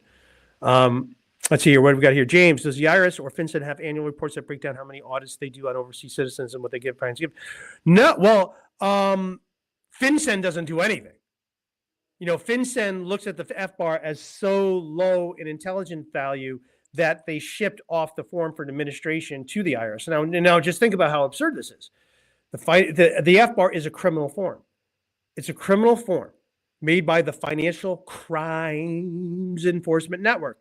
So it's a criminal form, and you have a civil agency, the IRS, assessing criminal penalties. A civil agency is assessing criminal penalties, which is criminal, right? So I don't know if the IRS has, there is a TIGTA report that did go into, this is what I would say, James, there's a TIGTA report, and this is what I would say, the keywords, Treasury Inspector General for Tax Administration, and it was a report that was on large business and international and their exam selection. There you will find the information you're looking for, because there LB&I is auditing, because this is a huge dispute we had over years ago when a lot of people say, hey, the IRS are only interested in the big fish and they're not interested in the minnows. It's like, no, the IRS loves the minnows because the minnows don't know how to fight back. John, are you back? Back. Hey, all right, hope he stays there. We had him, now we lost him. We had him, now we lost him. He's on his other, oh boy. It's getting me excited. All right, John, you got to come back. All right, you there? My screen's dead. Hang on. Yeah, well, we see you. Okay. We see you now. All right. I can't see anything. You can't see anything. Well, we can see you. We can see your darling face. Comments are still coming in. So Yeah, so I would say, you know what, John, the question right now is on annual reports. Let me see if I can just dig this up right now. Let me just see if I can dig up the report here. Borchel's asking, or James is asking, I'm sorry, if there's an annual report on the FBAR audits, and there's not that, but let me just see. There's a TIGDA report that goes through LB&I, FBAR selection. Oh, that's interesting. Let me see if I can get that up, because this is where you'll find some incredible information. Large business and international is supposed to be where, like, hey, look, that's where Fortune 500 multinationals get audited. But the Inspector General found that they love to go after the minnows the most. And let's see here if I can find. Okay, see that? Okay, this is the blue one here. Let's see if this is it. I think I got it. I think I got it here. I'm gonna put the link. This is it. I'm gonna put the link in the super chat so you guys can find it. And you're gonna find horrific things. And I might have done a podcast on this. Maybe not. But let me just show you. Here it is. This is the one that we're looking for. It was a 2023 report. This one just, oh my God. This is shocking, and I really congratulate TIGDA for what they did. The things, what you will see in this will blow your mind. And this is what I mean. Total positive income of less than $200,000. 90% of all individual exams are people with less than $200,000. They want the minnows. They want them because they don't fight back. That's what you need to see. But take a look at this total report. It is utterly frightening. Man, all right, got more great comments coming in. All right, love it. What have we got here?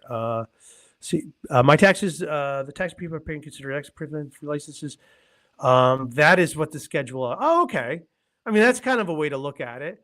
I don't. Yeah, but a partnership, and this is the argument I would say. The government, if a state gives you a limited liability, that state has a right to tax your income. Because, hey, look, you could escape on the social costs of your activity. So in my mind, hey, look, how corporation limited liability is a privilege of the state. It doesn't exist in natural law. There is no natural corporation. So if a state, whatever that entity is that gives you that limited liability, I think they can tax you. I don't think they have a problem. It's when the government didn't create these liabilities. And that's sort of the challenge of the BOIR. Here we go. All right, we're coming on. Glad to see you back, John. We got a comment from. And I did, John. By the way, I did pull up. I don't think you saw it. I did pull up the TIGDA. And this is the payoff right here of who does large business and international audit the most? Well, of their individuals, those with total positive income of less than $200,000, and then most of them are over $1 million. Very few over $1 million. Very, very few. That's the information you need to know. And this is, by the way, this is supposed to be the entity that can handle the international ones better than small business and self-employed. Because that's the other type of audit that might come after you. So this is the higher level, and they still want the little minnows though, because they're easy to beat up on, right? All right, so back to Borchel here. Let's see. Second, yeah. So this is the problem because people were asking the question, hey, look, should I file my taxes this year? With Donald Trump, and I said, well, look, the downside is this: you file your taxes later. Yours says failure to file, failure to pay penalties, and you'll have interest on that. Good chance you can call the IRS to get first-time penalty abatement to remove that first-time penalty, the penalties. That interest is going to remain. And then I said the real tax. You'll be paying a real tax called the 2-hour phone call with the IRS to get that penalty abatement, and it may require more than one call. So that's the downside. And again, I don't like, and I explain to people, I don't like stopping and return because every big tax problem starts with 1 year and one small problem. So. It's really not something I would advise doing, and it's not going to make or break the IRS. You not filing isn't going to stop the IRS. So that's what I have to say on that. Yep. And this is Shoshan. Yes, absolutely. They were passed in weeks of each other and they work hand in hand. And that's sort of the positive news that I saw from Trump. He understands that. Whereas most politicians don't understand this because they're paid not to. So that was sort of the same thing. So 1913 is our nation's first income tax. But John, wait, we had an income tax before that. When was the nation's first income tax actually? Well, it was certainly they certainly had an income tax in the 1800s. And one before that? Yeah. Yeah, I don't know the answer to that, but I mean, certainly in the 1800s, yeah. There was one, and that was struck down as unconstitutional, but there was one that was never found to be unconstitutional, and that was the Revenue Act of 1862. The Revenue Act of 1862, and that was Lincoln's law. He is the father of the income tax, and what Lincoln did is he was actually the one to impose citizenship-based taxation. He is the father of citizenship-based taxation. So he's the one that when you're reading For Good and for Evil, when you get to the chapter on Lincoln, yeah, it might blow your mind what he actually is. I mean, taxation is probably the most enduring cultural symbol of the United States. Yeah, and John, we got a comment before, and that's why I said it's like, well, what can we do? And I said, look, if you want to know something you could do to make your life better immediately, is get this book, For Good and for Evil. Oh, absolutely, absolutely. It is, it tells you everything you need to know about the rise and fall of civilizations. Actually, it's all tied to. And all the tricks are all been done. I think the United States of America has taken every dirty trick of the past and put it into one IRS. That's sort of what's going on there. Well, so that's, in the United States, they do this though because they think that, they're different, right? They think that because they do these things that somehow they aren't evil, right? That's what they think. The reality is that, taxation, once taxation becomes an instrument of sort of trying to get social outcomes or, a way of punishing people or what Charles Adams calls synthetic fallacies, you're in a civilization that's in decline. Oh man, we gotta cover some more of that. Yeah, please. I'd love for you guys to read it and come back to us with comments as we're doing this, because then you're going to see a lot of things we have. So, and thank you. So, and by the way, a lot of the problems too is again the Federal Reserve. We don't have sound money. Jefferson, Jackson, very much against central banks, and they are incredibly destructive. And that's unfortunately that's the part of this that's not discussed a lot. Where we talk about the fat cats and their taxes and they get the tax cuts. Really, the fat cats got fat because of one thing: usury. It's usury. Usury puts the wealth of a nation in the hands of the few. And I think right now it's like 8% of the stock market. 8% of the people own 93% of the stock market. That's a function of usury. That's totally. So that's the thing we really need to get rid of. Okay, so Burchell, if you live in a community ownership state and have a partnership with your spouse only, don't do it on Schedule C, but elect to do it as an audit. Oh yeah. Oh my God. Yeah. Boom. Borchell, you should be paid for that. You should be paid for that advice. He's absolutely right on that. James, your question, I got to answer this one because yes. The answer is yes. And that exactly explains why the IRS audits who they audit. Does the IRS do a cost-benefit analysis before they come after people? Yes. They want to know what they're going to, and you'll see that in this TIGDA report. You're going to see that. You're going to see, yep, they're going after it because what they're trying to do is they're trying to get the most amount of assessed taxes and penalties. Assess taxes and penalties to show, hey, look how productive we are with our manpower. Look at all these additional assessments we get. The IRS doesn't care what they collect. They don't care. Oh, we didn't collect any of it, though. Oh, well, look how good we audited. And the IRS is actually, and this is one of the things, it's actually in the code, and it's actually in the IRM. The IRS is actually supposed to look at whether it makes sense to audit someone if they can't pay the bill. They're actually supposed to do that, but they never do because, again, all they're looking for is an audit result that they can say, hey, look how effective we are. They can go, and it doesn't make any sense to me why they do it this way. because they're always trying to, like, hey, we need a bigger budget. We need a bigger budget to the government. So I would love if someone can explain this to me. So then why does the IRS try to pump up its audit stats by going after the weakest people just to get audit bills that aren't going to be paid? If that's really what it's about, because if I was at the IRS saying, hey, look, we need more resources, what I'd be doing is say, hey, look, we can't audit the people you want to. We're not auditing anyone. We're auditing the wealthy here, but we only can do a handful of audits because you're not giving us the staff. So, John, could you figure out why the IRS is trying to make it look like they're more effective than they are? Well, I don't know. Don't you comb your hair before you do a podcast, Anthony? How would I know? Not always. Sometimes I do. All right. I mean, they're just trying. Every entity, individual in life, there's a certain amount of this that goes into image. I don't know. I mean, I think that they're just, struggling under an incomprehensible system. I think it's impossible to administer the laws. I think that from their point of view, they're probably just doing the best they can. On the other hand, the best they can within how they see the world. And the way they see the world is that anything that's foreign is deserving of a penalty. A penalty. And they don't know. And that's the thing, too. A lot of people at the IRS don't know anyone who has anything. So they can't even identify with you. Like, well, why would you have, why would you have money overseas? Like, well, I had my parents and that was my account and inherited. Was that a crime?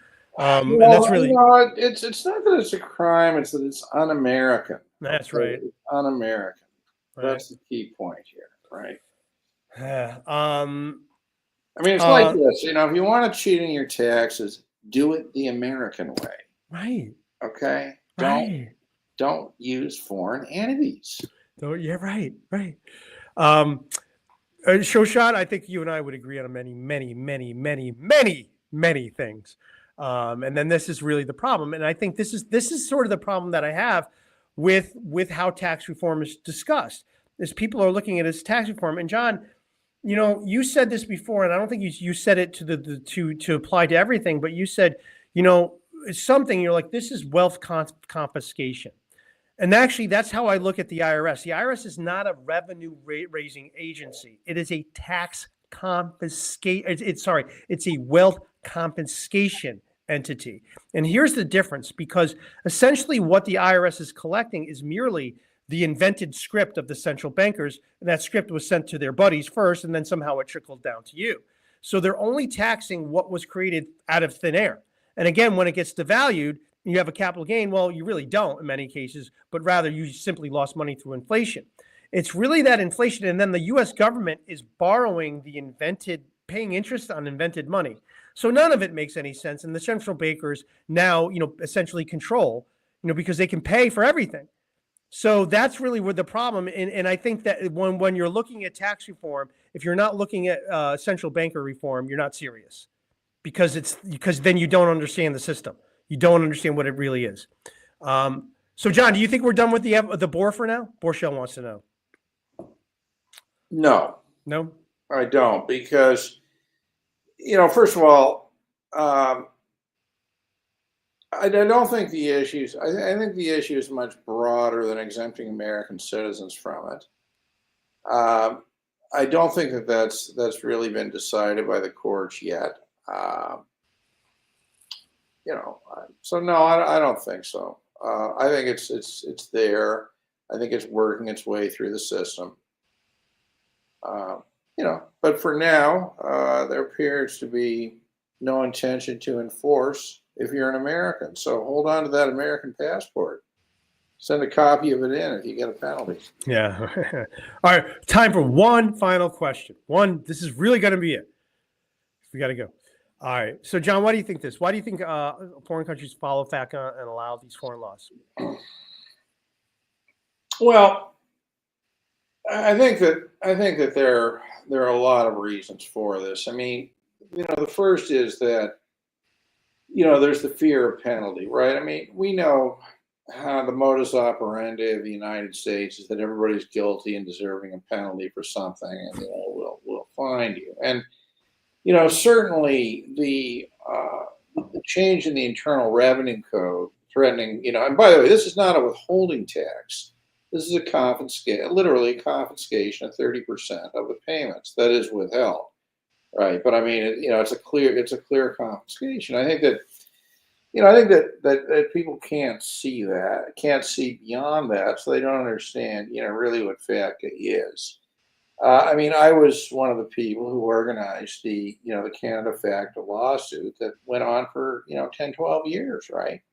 Before the Supreme Court of Canada finally wouldn't hear it. And you wouldn't believe the stuff in the government lawyers' pleadings, the documents they filed with the court, expressing, what will happen to Canada, if we don't go along with this type of stuff. And this is what people hear. But, if these countries don't understand citizenship taxation, what the saving clause means in the treaty, if they see American citizens as not really their citizens, even if they're dual citizens, I mean, it's easy to see this as sort of, an American problem. But actually, what they've done in the FATCA IGAs, and this is very, very clear to me, who's actually read the damn things, is they have ceded to the United States the right to define who's a U.S. citizen for tax purposes. And there's nothing at all to prevent the United States from defining everybody. In fact, here's what I think Trump ought to do, while he's in this mood of, hating everything foreign. I think the first thing, and the desire to move to residency-based taxation, what I think Trump should simply do is, for tax purposes, find a way through regulation, because he's going to have trouble getting the law passed, to decree that every carbon life form in the world is a U.S. citizen. Okay, making all the world subject to U.S. taxation. And then, because of desire to move to residency-based taxation, I would go to step 2 and just say U.S. residents are exempt from taxation because of their residence, right? And then what we have is a wonderful world of U.S. residence-based taxation where all the rest of the world has to pay to support the United States. I mean, what's not to like about that, Anthony? There we go. Right. I mean, there's a regulatory fix, and John is actually explaining what I started off with, how Donald Trump does have the ability, because, and again, it's because the tax law is written so poorly. And I have a part 2, and then I have another meeting. I got to go. But that's the first thing that Trump could consider. But I have a second thought on this is, why not solve the double taxation problem, right? I mean, notice how the first thing, decreeing everybody an American but exempting American residents, solves the double taxation problem. A second way to solve the problem, which I think is equally viable, would simply be this. Why doesn't the United States simply prohibit any other country from imposing a tax on an American citizen? So then, I mean, wouldn't that solve the double tax? Wouldn't our citizenship mean something, Absolutely. It would, it could be an American order. We're the best American. It would be an executive, which could be called reinforcing and enhancing the value of American citizenship. And then, an American get off the plane in Paris, Germany, hold up that U.S. passport. Don't tax me. I'm American. So there's a couple thoughts for you on that. What do you think, Anthony? I think that's, then America. Yeah, I mean, that's what we should be looking for as American. Exactly. Maybe there should be some American pride if we had things to be proud of, like that. Anthony, I encourage you to continue that discussion. Okay, and I'll watch it later. But I've got to go again. I got a meeting, so see you later. But think about those two things. Okay. Thanks, John. 2 new ways to avoid double taxation of Americans abroad. Yes. All through regulation. It's so easy. Exactly. So, bye-bye. Thanks, John. All right. And I have a different answer, or I would add on, Avery, to my answer. And this is sort of where, not everybody agrees with me, because my conspiracy level is at 5, 1 out of 5. It's going to be a 5. I go to the top. I look at things completely different. I don't think, I don't think a lot of things we're told are necessarily true.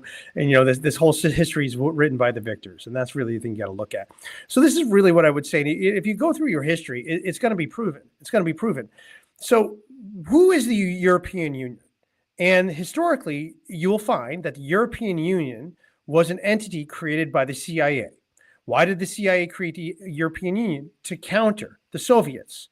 So at one point, the CIA was very, very, very proud that it created a European Union. Now, it didn't have the powers it did now, but the forerunning, who got the European Union off the ground? The CIA, and there's no question about it. Now, did the CIA just go away after it created this thing? That wouldn't make any sense. Rather, no, the CIA would control the European Union. And that seems to make a lot of sense because the European Union seems to have policies that go against the interests of Europeans. And if the CIA controls the European Union, then it's not even the U.S. government necessarily controlling it, but it's the CIA, and who really knows who the CIA is, who actually controls the CIA. So that's the answer. Is that the answer is, in my mind, and like it's uncomfortable. Uncomfortable facts should not just be immediately discounted as conspiracy. And I think that people are just way too familiar with that because it's all in the history. It's all right there. So that's really the answer. The answer is that none of the countries that follow FATCA are not representative of the people they represent, despite what they say. Control is by other people. And, look, the CIA existed before the CIA. The CIA was just corporations. It started off as corporations doing their thing.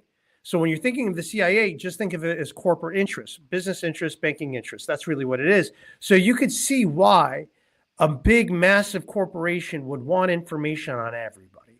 In fact, it really is that linchpin, what it does, because anyone suspected of being an American gets their information shared to the United States government. So you could easily imagine how information mistakenly gets sent to the United States government of people who aren't even Americans.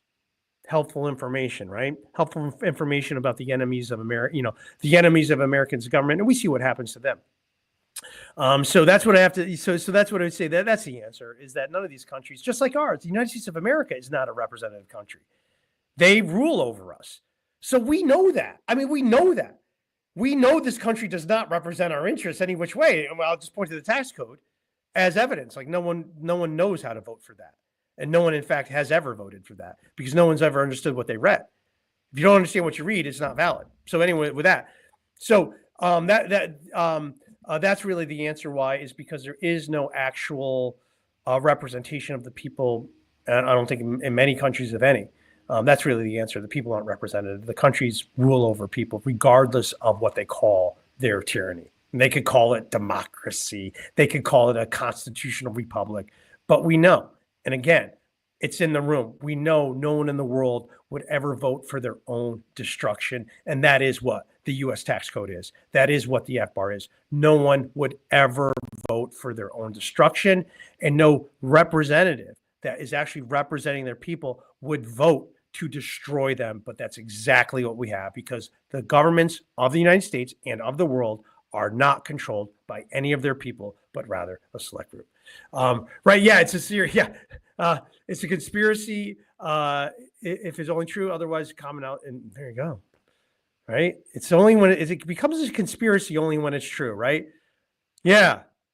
And that's, no, that's not right. Yeah. They get defensive only when it's true. Yeah. All right, one more, Johnny Thunders. I saw you, but I'll be. Wow, we've gone over 2 hours. Wow, it's gone quick. Thank you so much, everyone. Depressed and heartbroken. Yeah, we have those 1,000 IRS workers in Ogden expected to be fired. But again, Johnny Thunders, I'm not even sure if this is a good thing because again, a lot of the IRS employees that help me out are the ones who step in. Oh, the system's broken. Here, let me fix it for you, Anthony. So maybe getting rid of these people. What's gonna come? What's gonna come afterwards? And that is what we kind of got to get to. Yeah, that's kind of what we need. And we're not going to get there if people don't understand what it is. That's my point. We're not going to get to, because look, all of this nonsense could be over today. Today, it would be over. If people actually knew what it was, it would be over today. And that's the point we're going to get to. I hope we could do that. And I really want to do that through education. The government's able to control us, not through guns, not through overt violence, but by filling our minds with garbage. That is how the government has controlled us and created and have made debt slaves of us all, by controlling our brains. So it would make sense that the way out isn't an armed revolt. It isn't attacking anyone, because those things usually you lead to worse things, but rather it's opening up your mind to the truth. And as you open up your mind to the truth, your friends, they're going to start listening. Your family, like, you know what? I think you're right. I think you're right. And that's what we got to get to. We got to get to the truth of the matter and seeing that mostly everything the government tells us is a lie that serves the government. And that's really what it is. Oh boy, Shoshan, the founding fathers, they're not all the same. They're not all made the same. And some of them, and as you get into For Good and for Evil, you're going to see it's going to rock your world who is the second worst president of all time. And exactly this AM, we're going to end here. We are going to end on this because this is 100% true. AM, I wasn't awoken. I was pretty asleep. If you look at my content 10 years ago, you're not going to see the understanding that I have now. So yes, even I've awoken. So that's absolutely true. So yeah, read the book. That is our way out. Understanding what our country really is and understanding how taxation has always been used to destroy, dehumanize, and steal from people while claiming it's what they asked for. So there it is. All right. So with that, I want to thank everyone. What a great group. I am thinking of, by the way, creating a private group just so we could talk a little bit more in detail on things. It's going to be free. There'll be a paid version too, but the big one will be free because I really do enjoy you guys so much. So yeah, that is something to look out for that we might be going on. And I'll have also a special one for clients each week too, because I know a lot of my clients are on here too. Just a place where you could ask questions a little bit without being in public. So look for that. That's probably going to be starting pretty soon because I really do enjoy doing this. This really makes me a better attorney so I can help my clients. It makes me a better boss. It makes me a better leader. It makes me a better person. So really, I want to thank all of you for helping me accomplish that. So with that, and then if you are, by the way, we are doing, we're doing great tax prep right now. We have a fantastic pipeline to get this done. Your taxes done very quickly. We're doing really good work. We have incredible client satisfaction. And it's something I've been working on increasing that over the years. So if you are looking for some help with a tax problem, even prep, you can go to IRSMedic.com. I got a new website up right now. It's working right now. You can book a time. Go to IRSMedic.com. And you can book a time with us to speak. And we do tax prep, and I think we do a really good job. But again, we might take a look and apply independent thinking to your case. We actually might do that. A warning. We might actually apply independent thinking as opposed to throwing some cookie cutter solution to you and scaring you. We actually just might calm you down and come up with a unique solution if you do go that. So you can go to IRSMedic.com. If you want to go to, I got a funnel there. You can sign up there offshore. There's lots of places you can contact us with there. So I really appreciate this. So with that, I am your host, Anthony Parent, IRSMedic. I want to thank you. Here's my email, by the way, if you want to reach out to me with anything and if you want to be a guest. And I know, Gabe, you reached out. I didn't have time. I know you got on, John. I didn't listen to that. I wanted to talk about that, what you guys talked about. So, Gabe, I appreciate that. Appreciate you reaching out to me. If you do have a guest, if you want to be a guest, talk about something, reach out to me there. I really get fantastic ideas from you guys. Really appreciate it. And again, subscribe if you haven't done already, but I imagine a lot of you have. Turn on the notifications. We go live. We're trying to keep it to Wednesday at 7:30, but today things happen. We are all actually working. We can't dedicate our whole lives to this, even though I would love to. So just keep those notifications on so when we go live. And the earlier you subscribe, the earlier you participate, I will probably be able to answer your question in the chat. So with that, thanks again for watching.